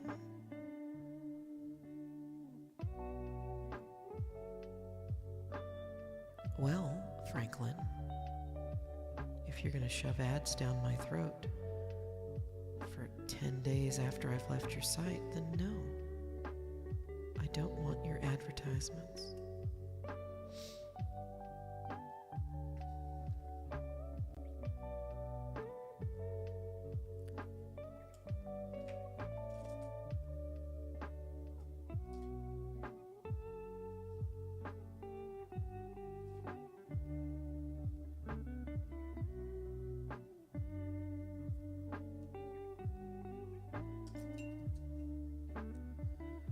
So then, at some point, when you paused something, TiVo would show an advertisement, not a commercial.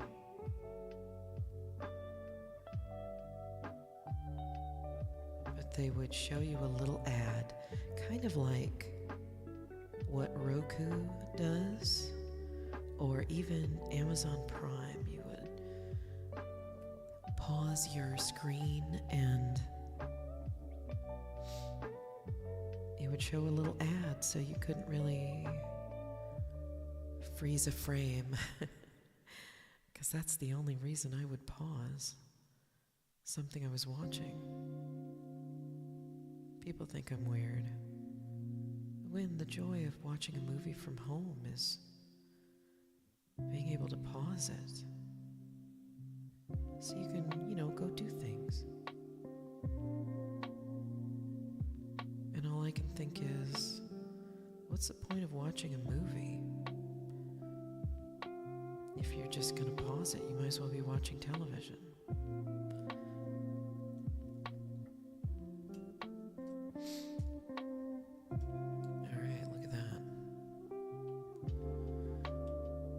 Start taking more breaks during my streams. I'm going to turn my ad stuff back on. I am not able to get any revenue from YouTube. I'm at like 72, 73 subscribers over there. Excuse me, I mean over with you, my friendly YouTube viewers.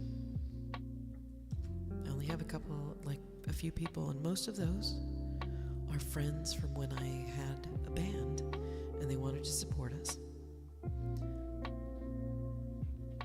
And then I joined an organization full of women musicians that were all trying to build our YouTube presences at once, that kind of thing.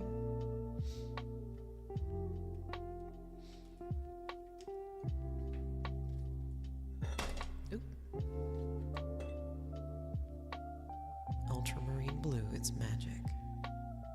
Heavy body white, also magic.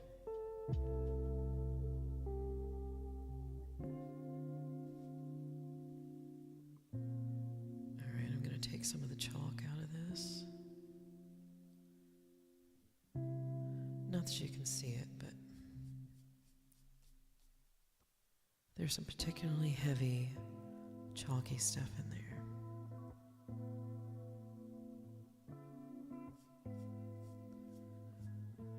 So, as far as my stepson is concerned, we're keeping an eye on him. The room has been cleaned and aired out and vacuumed, all the linens. It's a fresh room. We're probably going to replace the carpet in there.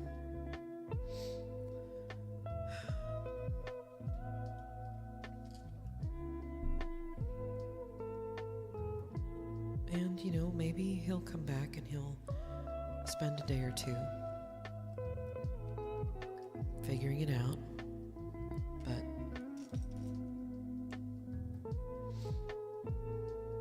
he's going to need to figure it out for himself for a bit.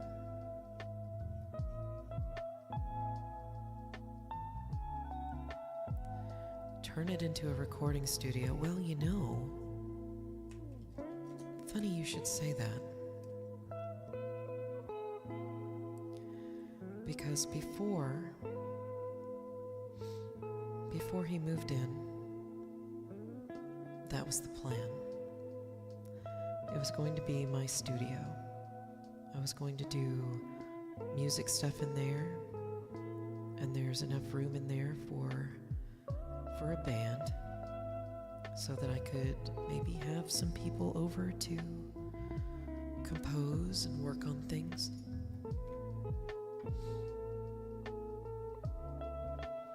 I had a plan, I really did.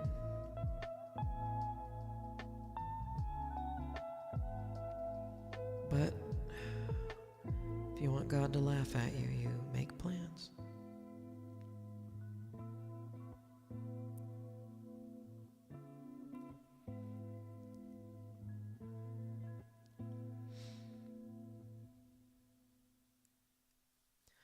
Now hold on, if you get an office and you get a recording studio, what does Jack get? Jack has the entirety of the den.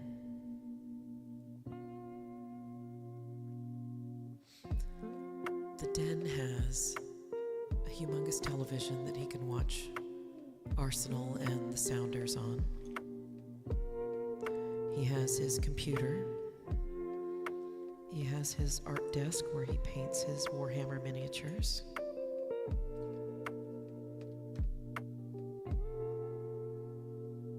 So he has that whole entire room.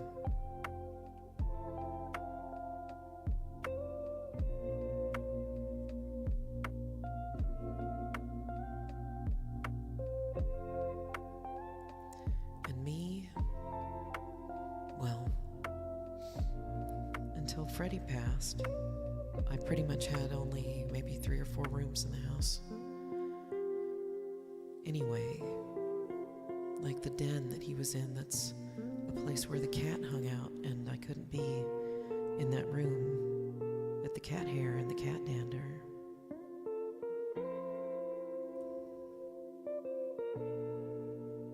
But Jack is not allergic to cats. And before anyone goes, well, why the hell do you have a cat? Well, I got the cat, and we were fine. And then I learned I developed allergies, so that sucked.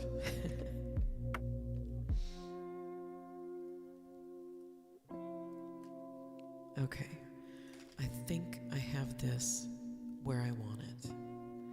Where do the two of you hang out together? Well, we do share a bedroom. And we do go out adventuring, and we do have a lovely deck, a dining room and a kitchen.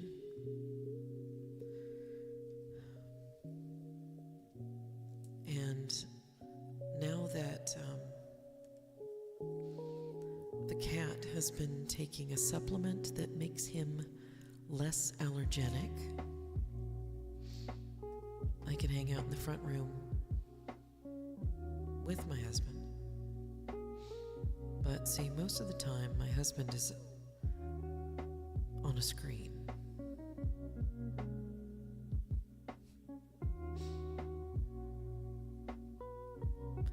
And there are so many things that just kind of led me to the weird arrangement that I have right now. Like, for instance, I can't sit on soft things.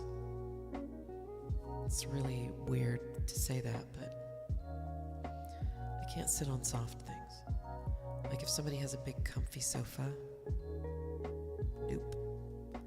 No, we do. We just don't do it the way most people do.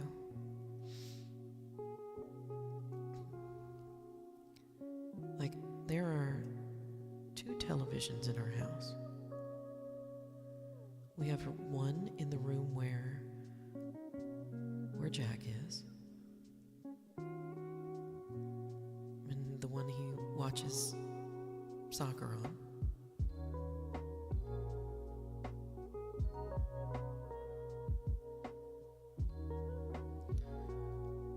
Oh, you can't really really see that, can you?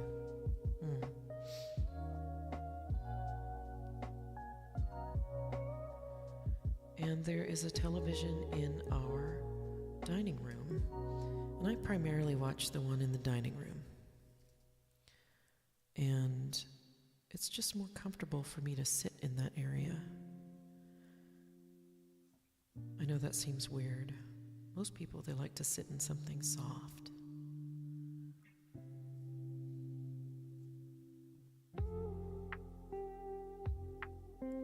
But I can't do that. I just can't. So I sit at the dining table and I look, I can see the television.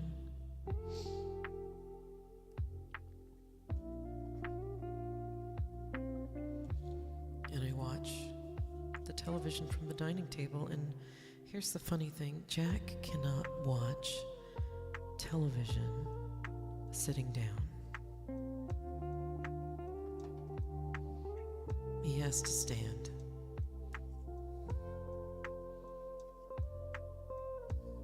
Isn't that wild?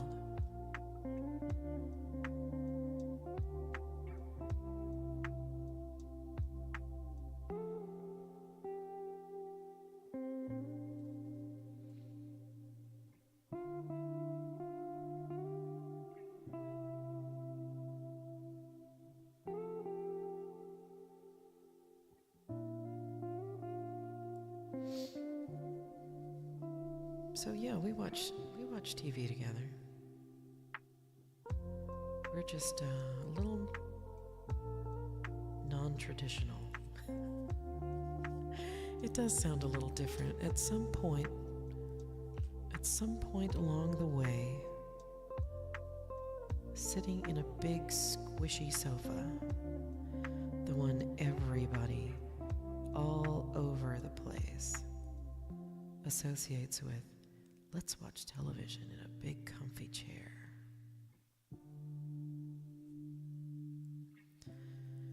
At some point, I was unable to sit in one of those chairs.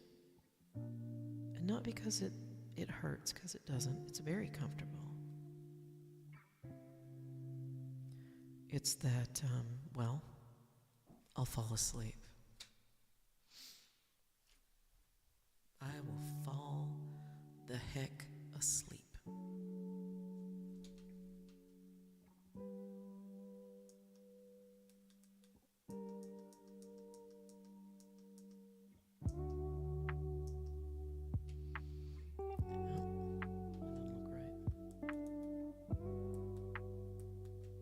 Okay, so there we go. Wynne Blue will BRB. Wait, one more thing.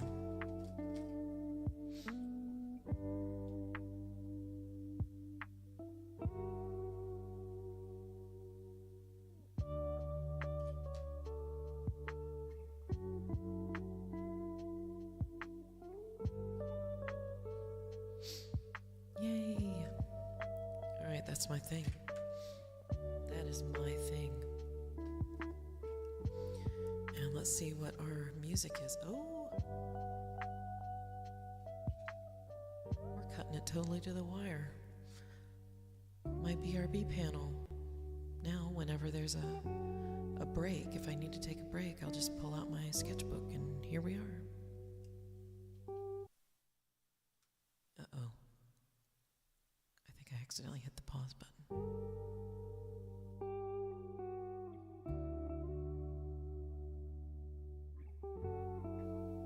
Okay, so let me come over here.